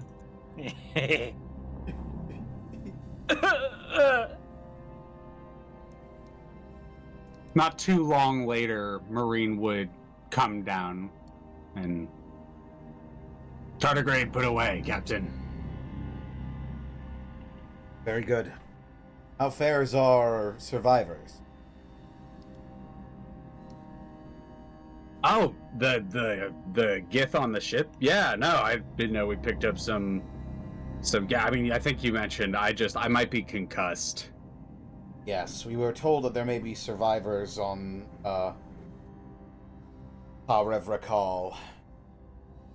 And we found more than we bargained for, actually. There were quite a few survivors. Well, I'm glad it went well. Also, glad y'all got back when you did. It took a little We bit couldn't. of doing, but yes. Thank you for holding out for as long as you did. Oh, yeah. She kind of waves almost dismissively at it a little bit. But she's going to come and sit on one of the stairs here and kind of like lean back and rub her jaw a little bit. Do you want a ration? And Hakka holds up a jerkied frog. Sure. Yeah. That is She'll teriyaki start- flavor. She'll start chewing at it. It is a jerkied frog, and I will mark off one of my rations. While this is also happening, Vex is also going to approach Marine, who I'm assuming looks terrible. Oh yeah, she looks beat the fuck up. Vex is going to like approach and go, Hey, Payload, how you doing? I'm doing well. Can't complain really. Hey, do you mind if and they're going to just casually like tap the shoulder of Marine and 15 lay on hands. Much as some of the bruises and stuff seem to recolor slightly. Oh, that feels mint. Thanks. Yeah, I don't think it's very smart, pun intended, for you to be walking around with a concussion in our current circumstances. No, that makes sense. But otherwise, no, like I said, can't really complain all that much. We, did exactly what we set out to do, learned quite a bit of things, and, prevented the worst. Best case scenario, then. Given the circumstances, I would say yes. Roll me an insight check, Vex. Sure!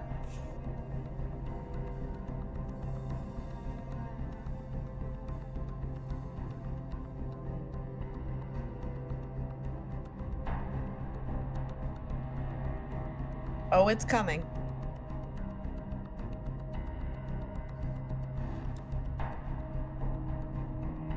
Insight. 17. 17. Do you get the sense, like the way she's kind of like ending sentences, there's a little bit of abruptness to it. Do you get the sense she wants to ask a question, maybe? And is unsure of how to broach it? Not necessarily to you. She keeps looking over towards Kazador and Hakka. Hey, Kazador. Hmm? Permission to speak. Don't my permission to speak. Go on. They look to Marine with a bit of a smirk.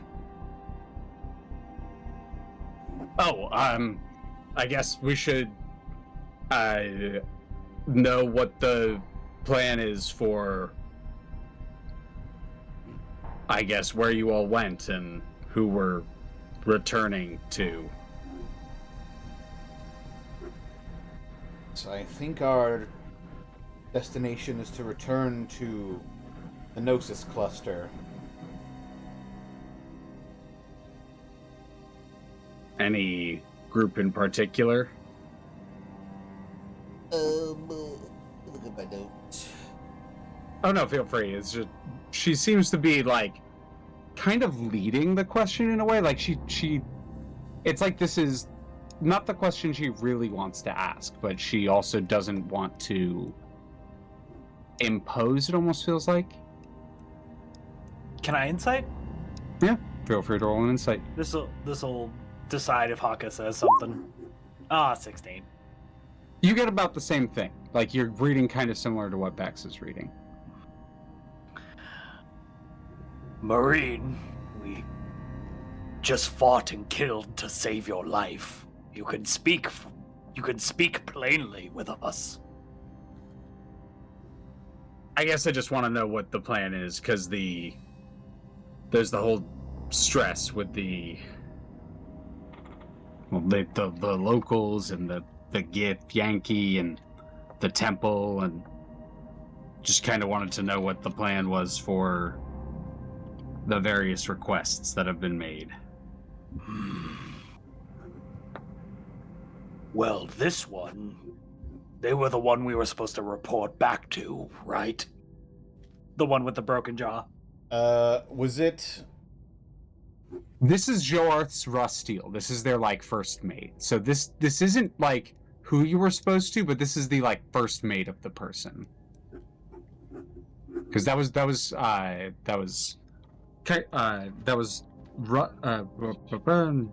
brain started 4 different words. That was Gothrak or Kithrak Joarth. That's the big Gith that y'all met with that was like, hey, go find this thing for me and I'll hook you up with this Githyanki who might be able to answer your questions.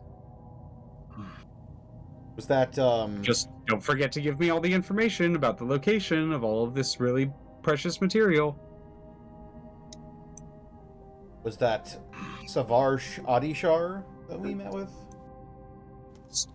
Savarsh Adishar was the leader of the locals, the Talakma'ir, the coalition of not Githyanki, not Githzerai, who live at the Gnosis cluster and hail from its origins. You don't really know a ton about them, but you did learn that Marine seems to draws her origin from them, and the Savarsh knew her.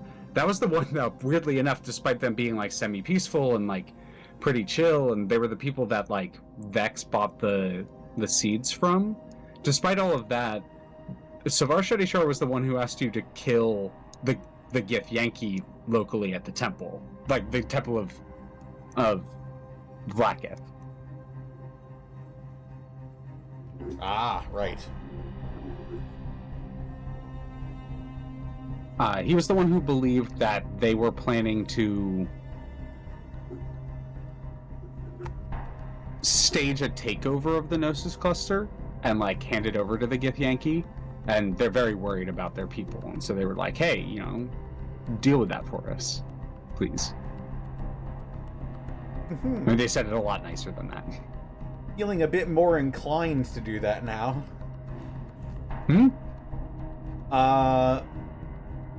But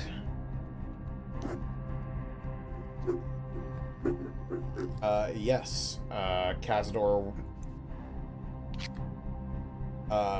We'll just say we had a mission, and I aim to debrief the person who hired us.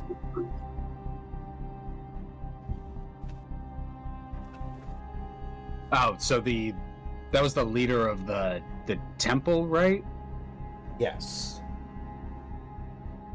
All right. There's I much to discuss on that front.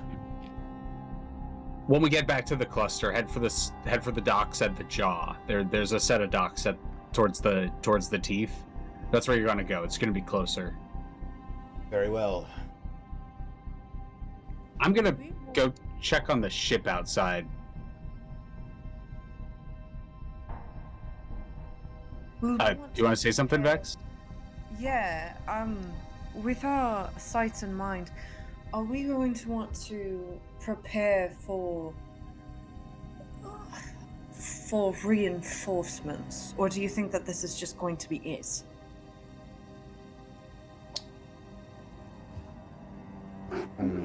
Something tells me this might be a one-and-done sort of deal. An attempt at hazing the new folk out in the Astral Sea. I think handily demonstrating what we did to these brigands, everybody will know. I don't think anybody will retaliate. You just see this sort of tension. They don't say anything. They nod, but there's this once again, this tension and this very alert sense of keeping a thought out, keeping an eye out, but they don't say anything else. It depends. From my perspective, there are two options. If Joarth ordered this, they're not going to stop. They're going to keep sending things after until they get what they want. But if they didn't order this, and this was gestures at the Rosteel, well, they'll probably look to smooth things over with y'all. I guess we'll just have to gauge it upon their reaction. Either way, I believe we are headed back to the Gnosis. Indeed. I'll leave the... Do you want me to pilot, or do you want to pilot, you rest. Captain? I will pilot us back. I'm I gonna think you've been grab through the quite ship enough that- today. Well, you know what? I appreciate that. I am gonna go grab the ship outside that they attached to her hull and take it inside so I can take it apart for pieces. I think that's only fitting. She steps outside and she looks kind of up at the... Hey, Xoruk. I assume you are out there on the top deck? Xoruk's on the top deck, kind of just meditating, but also just listening to the stars and the cosmos. You good? I am uninjured, if that is what you're worried about. No. Then what are your concerns, Marine?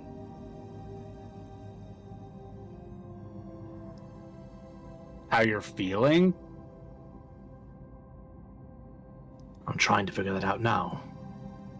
As he's like kind of looking from his meditative state. Oh. Good luck. You're gonna hop aboard the ship?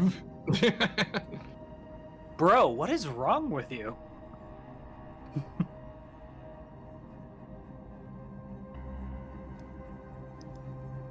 As you're meditating, Xoruk, roll me an intelligence check. Flat intelligence check, but with advantage. Fat intelligence check, huh?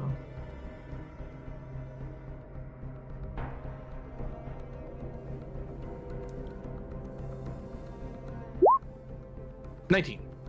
19. As you're meditating, your mind almost brushes against another one. A mind with just a little bit of psychic connection. Just a little bit of psychic power. And it almost brushes against it, and then brushes back against it, and like kind of goes in and out.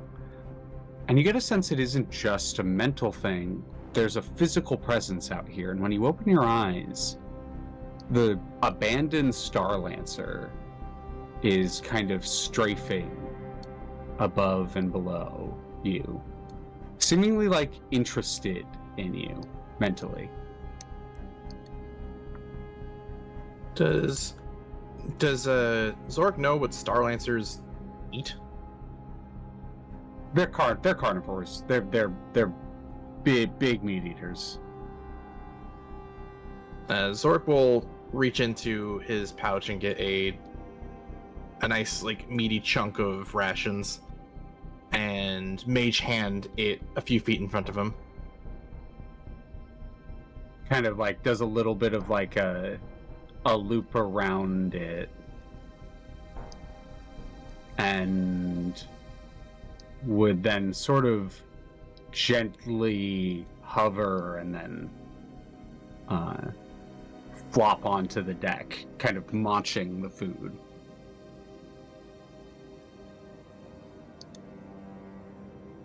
Reaching out through psychic connection.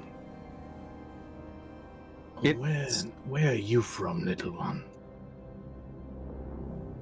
Eyes open and looks at you, and it's a simple mind, but it has a very clear psychic connection. Like, it seems to understand psychic connection very, very clearly, and like whatever you're attempting to telepathically communicate with it, it seems to be able to respond. We are from far away, but so close. The sea is our home.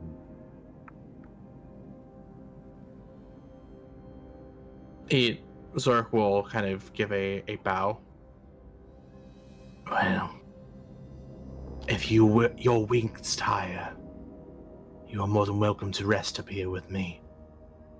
I expect nothing from you. I'll let the offer be considered. Roll an animal handling or persuasion check with advantage again. How dare you? I tell you, I never roll animal handling campaigns, and now you're making me roll nonstop. What the Smiles. 11 persuasion. 11 You know what? No, persuasion. I'm using a hero point. I want this to go work. Oh, Oh, yeah. Natural 20.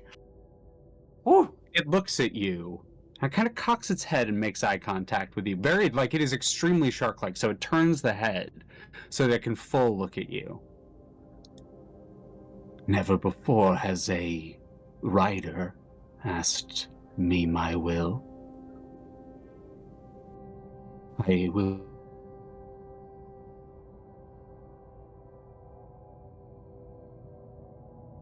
Uh-oh. Oh, Leah?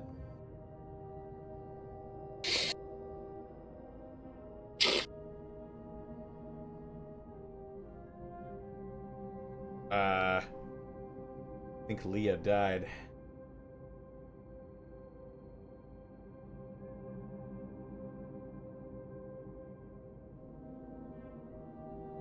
Well, campaign's over. Thanks for coming, everybody. Uh-oh. I'm about to Oh, bust. oh, yep, there we go. Those There we go. Are we back? before been asked about my will, I think was the last thing that was said. Or at least heard. Hello? Leah? Never before. Yep, now I'm here. Okay. Never before have I been asked my will. Never before has a rider wished to know my will. This is new. I am not your rider. I am It cocks its Xoruk. head, like confused, like, huh? I am Xoruk. Xoruk of Shra'kt'lor. And I will hold no dominion over you.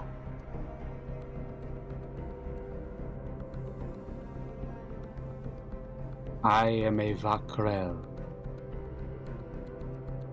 We have not been given a name, but if we were to take one, would you use it? If that is your will. We will consider. For now, you're more than welcome to the food I can offer and the shelter this vessel possesses. Looks up at the nautiloid. A mighty home. We shall share it with you for now.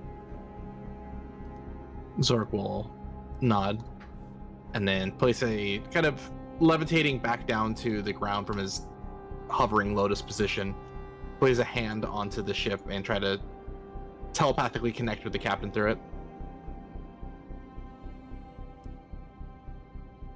Successfully do so. Anyone can communicate telepathically while you're on the ship. Captain, Xoruk. one of the creatures you saw outside is without a rider. I was able to create a communion between myself and them. I offered shelter and protection.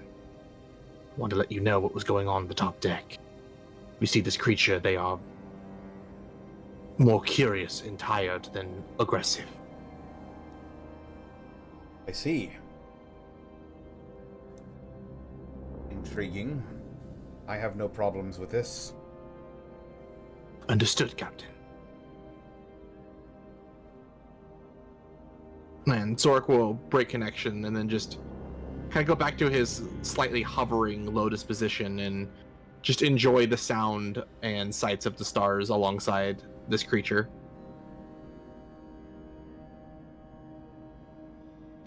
It moves extremely slow while not flying. It just sort of has to almost like shuffle, but it would kind of slide near you and then look up as the ship begins to drift and move once again through Kazador's will. The last remnants, the thin mists of the Mirha surrounding the Gnosis cluster break away as once again you see it appear before you.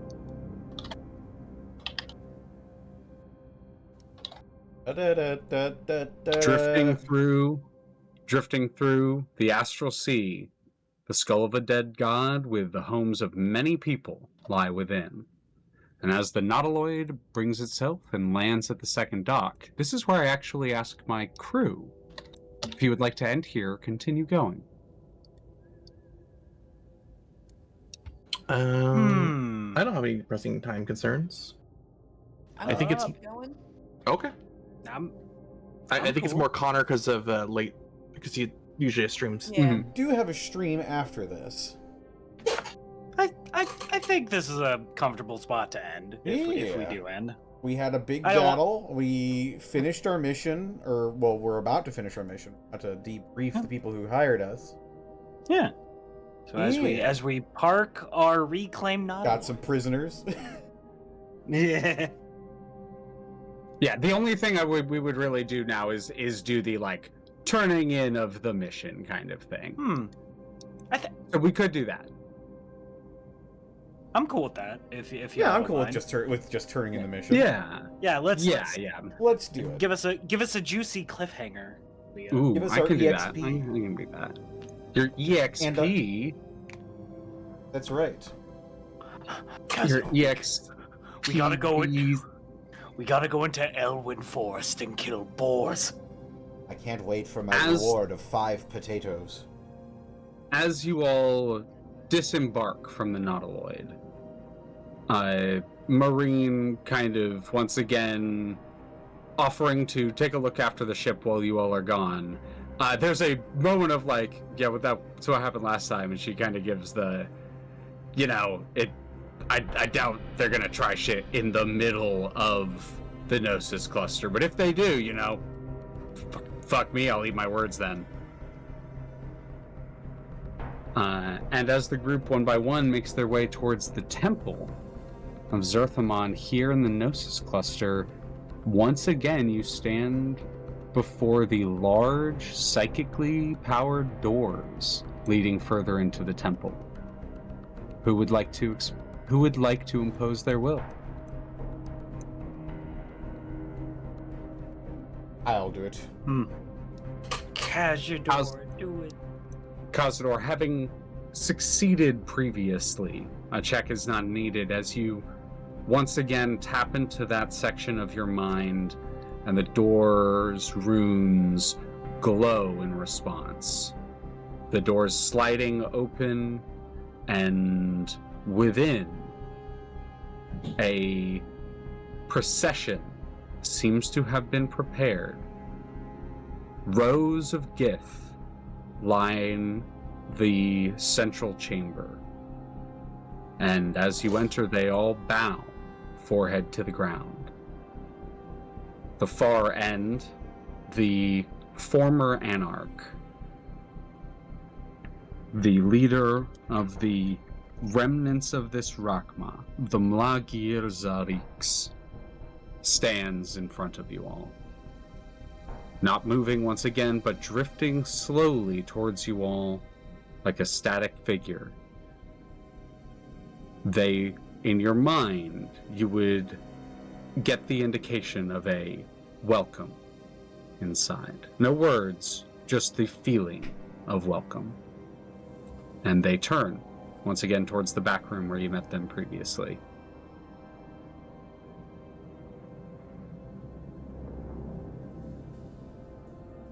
I will go on in. Why did you post that GIF? But Walking through the hallway, all of you must face the circumstance of rows of people, like rows of well-respected individuals on their knees, fully prostrated in lines, just on either side of you, rows and rows of individuals offering what looks like prayer or maybe thanks as you walk silently through this chamber, the only sound being the clicking of your feet on the stone. Do any of you say or do anything? What are all of your reactions? Hakka is looking, but he's kind of perplexed.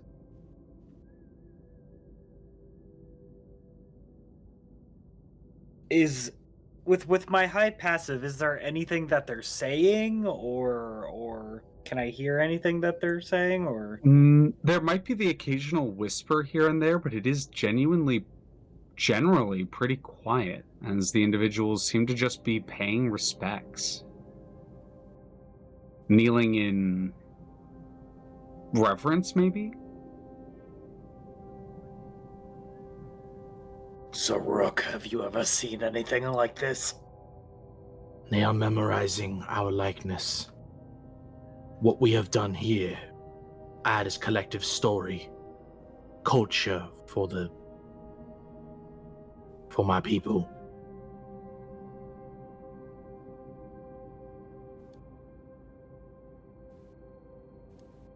And once again, you all make your way into the back room, where now sitting cross-legged, floating still on the other side of this small table, cushions in front of you, the Mlagir speaks once more. Nope, not opening their mouth, but in your heads.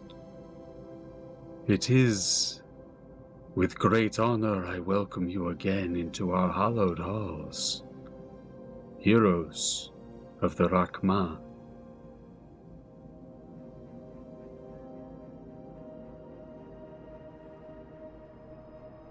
Much to report on our findings, Revrakal. We know some of what you have done. Our scion, while not able to communicate fully, has been able to send the briefest of messages to us. The communication is difficult, but not impossible, especially for our deep connection. I must personally thank you for saving my scion. I offered to ferry them here, but they insisted on staying. The tiniest creep of a smile across the corner of their mouth. That sounds like them, yes. I have already dispatched a group of my people to guard and protect and reinforce their position. They will not be a threat for long. You have saved them and our temple.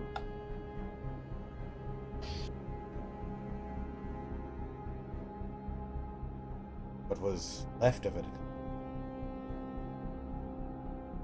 They look a little Seems- sad. I'm not sure how much you were told, but nearly the entirety of Revrakal was infested with star spawn.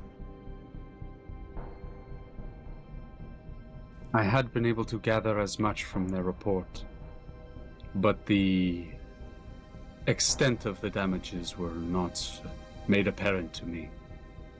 I will make a journey myself once our business is concluded, but it was my duty and my honor to greet those that have helped our people.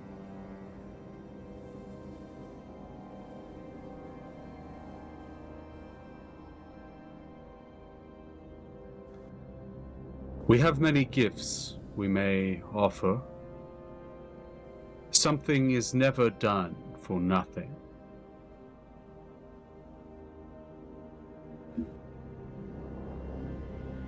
Amongst the offerings we have, I offer you a choice.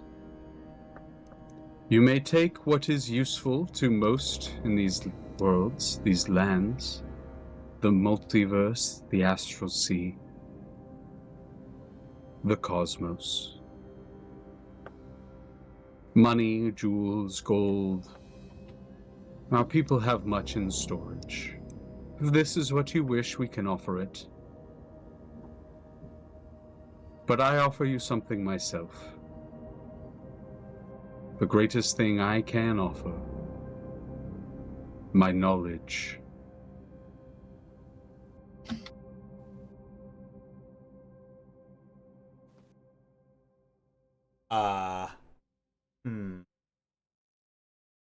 Kazador will sort of look back towards his crew, sort of pointedly at Xoruk more than anything, and will just raise an eyebrow. Like, is money any good out here? Huh? State your wants, mentally. State your wants, Captain. If it's not interest you, state what you wish. Unsure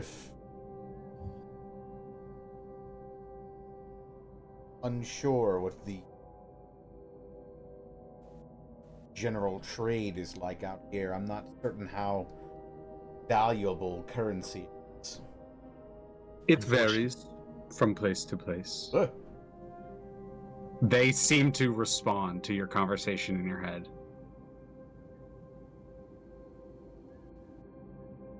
The Honored Elder is correct.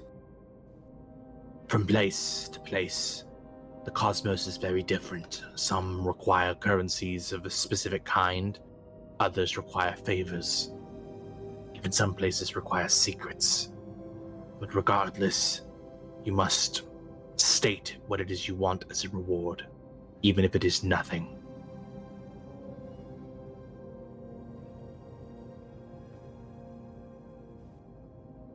Kazador thinks for a moment.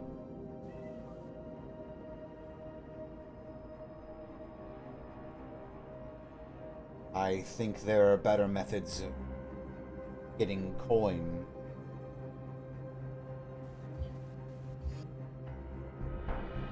Simple mercenary work. No, I think something of true value is in line here. That you have knowledge to offer, I'll take that. A wise choice. In reading the stars, your path will cross many more of their spawn, and many more Gake. What I give to you will prove invaluable. Hakka, Vex, Kazador. Approach and kneel before me, as they raise into the air a little bit. Kazador will turn back to his crew and nod. Very well. And Kazador will They kneel. follow suit. The three of you kneel, and they look up to the look upwards, not to the sky, but just up a little bit. Their eyes open and flares with powerful, blinding psionic energy, and it arcs from their eyes to all three of yours. 6 little beams almost crackling between you, and knowledge is poured into your brains. Collective memory of thousands of Gith on how to hone their minds, protect it from those that would do it harm. And the three of you gain resistance to psychic damage. Ooh. Yes. Ooh. Ooh. As the memories continue to flood through you, and these techniques seem to come naturally now, protecting your mind from pain, from influence, they look towards Xoruk. I cannot offer you what you already have, but I can offer you what you do not. And they cock their head like ever so slightly, as if they are moving something, and a box floats out from the corner of the room. with a sleek sort of stone appearance. It becomes clear that it is the petrified bone from the actual Gnosis cluster, the skull itself, that has been carved into a box. And it rests on the table in front of you, Xoruk. Xoruk will move over towards the box and open it. Inside is a dagger made of pure mirha, a artifact that has been honed and crafted by Githzerai, the first that arrived.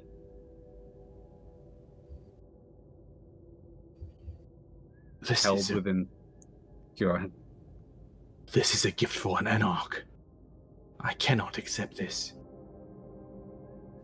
'Tis mine that was given to me when I made home in Limbo. 'Tis mine no longer. You have much in front of you, Xoruk.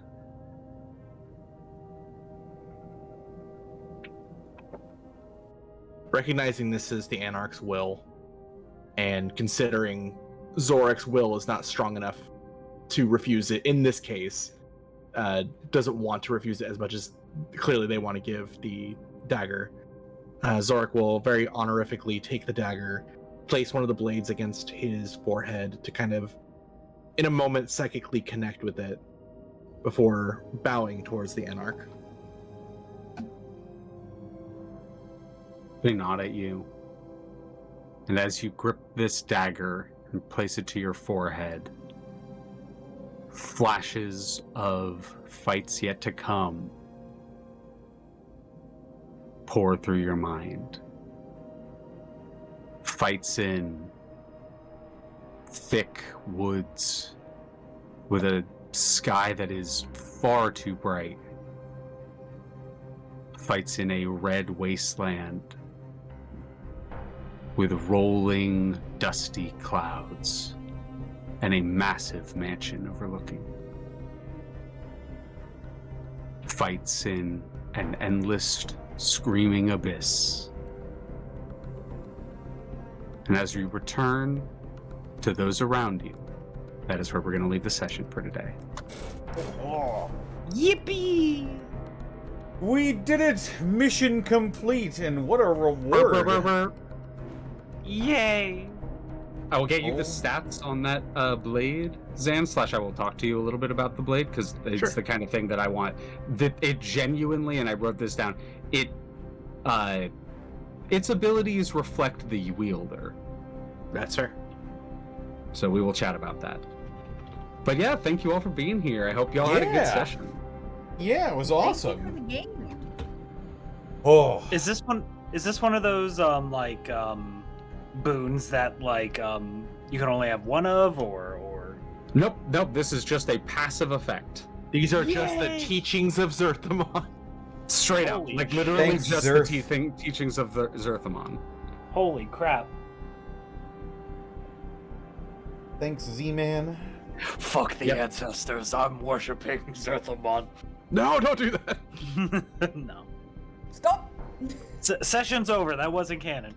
The last person who wants Zerthamon to be worshipped is Zerthamon. Mm-hmm. It's so true. God, it's so true. You're right. I should worship the Lady of Pain. No. Doesn't even finish the sentence, just flayed instantly. What is this? What is this weird labyrinth? Where is everybody? Hello? Uh-oh. Why is God handing me a new character sheet? Vecna from behind Hakka. First time. Thank you, Leah, for running. Yeah, that was great. Yeah, Very this good is session. awesome. Thank you. Did you expect us to ram our own ship? It was a possibility, Mm-hmm. but no, I did not expect it. I was like, they could do that. They have that as a capability. And then one of you suggested it. I was like, hell yeah. Bucket we ball. But thank you all. Thank you all for being here. I had a blast this session. I also had a Yeah. blast. Very fun session. Let's go around the horn here and get ourselves de-introduced so we can go ahead and get out of here. Starting with TheropodArt. Oh, that's me. Hi, hello. Y'all know where to find me. TheropodArt everywhere. Twitch, Blue Sky for Affinity, Tumblr, Lizard Fun Bags if you want to see the naughty stuff. As soon as I get my webcam that I ordered online, I might start doing Space Marine assembling and painting streams, because monetizing your hobby is always a good idea. Other than that, if you liked me playing D&D, catch me over on Tuesdays. Same bad time, same bad place. Also this Thursday, Pack Tactics, last episode for the year. Tune in. Murder mystery is going to be solved. Other than that, commissions are open, so give me money. I'll give you art. That's a good deal. That's a good Yeah. deal. Y'all should take True. it. That's a good deal. That's me. That's what I got going on. Excellent. Hell yeah. Up next, we've got XanillisGrimm. Hey, that's me. Do you like TT RPG content? If you're here and still here, I'm guessing you do. I'm in a lot of it. You can catch me over on the Unexpectables channel, twitch.tv/the-unexpectables at 6 p.m. PST, doing something, and it'll be a fun surprise if you are interested in fun surprises. Aside from that, you can catch me over on my Twitch channel, twitch.tv/XanillisGrimm at 7 p.m. PST on Monday, where we're getting back to some Stalwart Souls. So, more D&D in space. And then, twitch.tv/DistortionDevil at 1 p.m. PST for some more D&D in space with Vecna Eve of Ruin. And then, twitch.tv/MontyGlue at 7 p.m. PST for some Dungeon of the Mad Mage. We're adjacent to space, so if you like D&D is adjacent to space, there's that. And then, right back here for more D&D in space. Same time, same channel. That's me. When you think about it, isn't everything adjacent to space? It's true. That's very true, actually. All D&D's in space. But I mean, like, we just met like a Spelljammer captain and like a big Spelljammer It's so ship. funny. It's so funny. It's so funny. It's all happening at once. Yeah. That's me. Yeah, righty. Up next, we've got Saris. Where can I find you? What are you up to? Hey, you can find me all over the internet at Tixdixl. Tomorrow we're at Burnout Vaughn's channel for some more Nona level extra, and then again on Sunday. But instead of playing little video games, we're back for some more Dungeons and Dragons. A little bit different than what we usually do on Sunday, but the one shot's going to be a really good time. Like I mentioned at the beginning of the stream, really good people set to play with us on the channel. I'm just very excited for it, so y'all should come and check it out. Monday we're over at Leah's channel where we're doing some more Runes of Delta, and then yeah, back here on Friday. Oh shit, are we doing Deltarune? I thought we were doing Nut Dealer.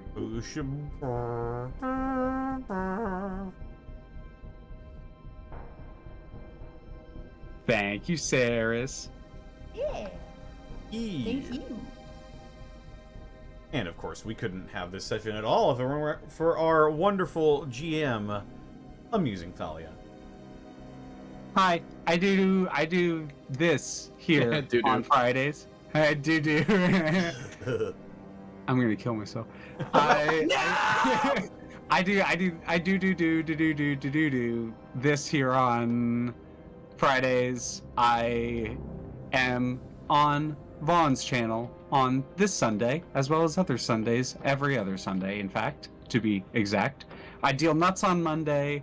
I do TTRPGs on Tuesday, and that's it for now. But I will hopefully see you all here for either one of my streams or this stream, or perhaps when brain just completely shut down. Yeah, I feel I it. died internally. You know what? I'm gone. I don't know. It is the post-session crash. I feel it. Damn. Damn. Can't believe she actually did it. Hello. Hello. Hello. As for me, you already know what it is. I'm going to be streaming some Night Rain here shortly after, not immediately after, but shortly after we go off here. Yes. My brain also shut off. But yeah, This episode was brought to you by. Yeah, I should mention, however, yeah, next week we will not be having Kazador's Guide to the Cosmos because I will be at the Minnesota State Fair. Meanie soda. Get that big Soda. bucket of cookies. Oh, you better believe it. I'm going to Sweet Martha's, getting me some cookies. We got a week off. Y'all get a week break, but that honestly fits because this is the end of like this first little intro arc. Yeah. Right. That's about it for me. This episode of Kazador's Guide to the Cosmos was brought to you in part by Beard Sorcery. Beard Sorcery. I actually restocked myself on some products while we were on one of our brief breaks here. I got myself some Cunning Rogue beard oil, some Dark Sorcerer solid cologne, some Druid's Mist beard enhancer, and some Paladin's Might beard cream. And if any of that sounds appealing to you or the bewhiskered person in your life, then head over to Beard Sorcery. I used code DistortionDevil and I saved $8 on my order, but you can save 10% on whatever order that you pick when you shop at Beard Sorcery. As well, check out our other affiliate, Bones Coffee. Bones Coffee Company has all sorts of fantastic, flavorful coffee in basically every format you could want. Got whole beans, you got grounds, you got K-cups. They've even got cold brew cans that's ready to drink right out of the can. So if you feel like joining in on the fun and popping some tabs, then head on over to Bones Coffee Company. Use code DistortionDevil when you check out online, and you can save 10% on your order.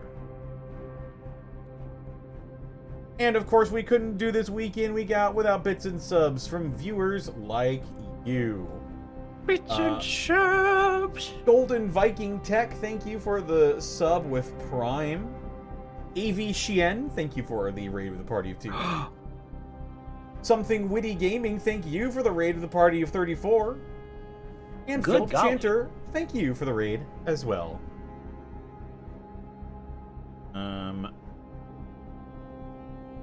And like I said, we'll be going live on this channel again here very shortly. So I think I'm going to be a little bit selfish and I'm going to keep some of y'all here. But for now, that's where we're going to end this episode of Kazador, Guide to the Cosmos. We'll see you next time, but for now, take care, everyone. Until next we meet. Have a goodbye. Have a goodbye. Bye-bye now. Well, bye now. Well, bye.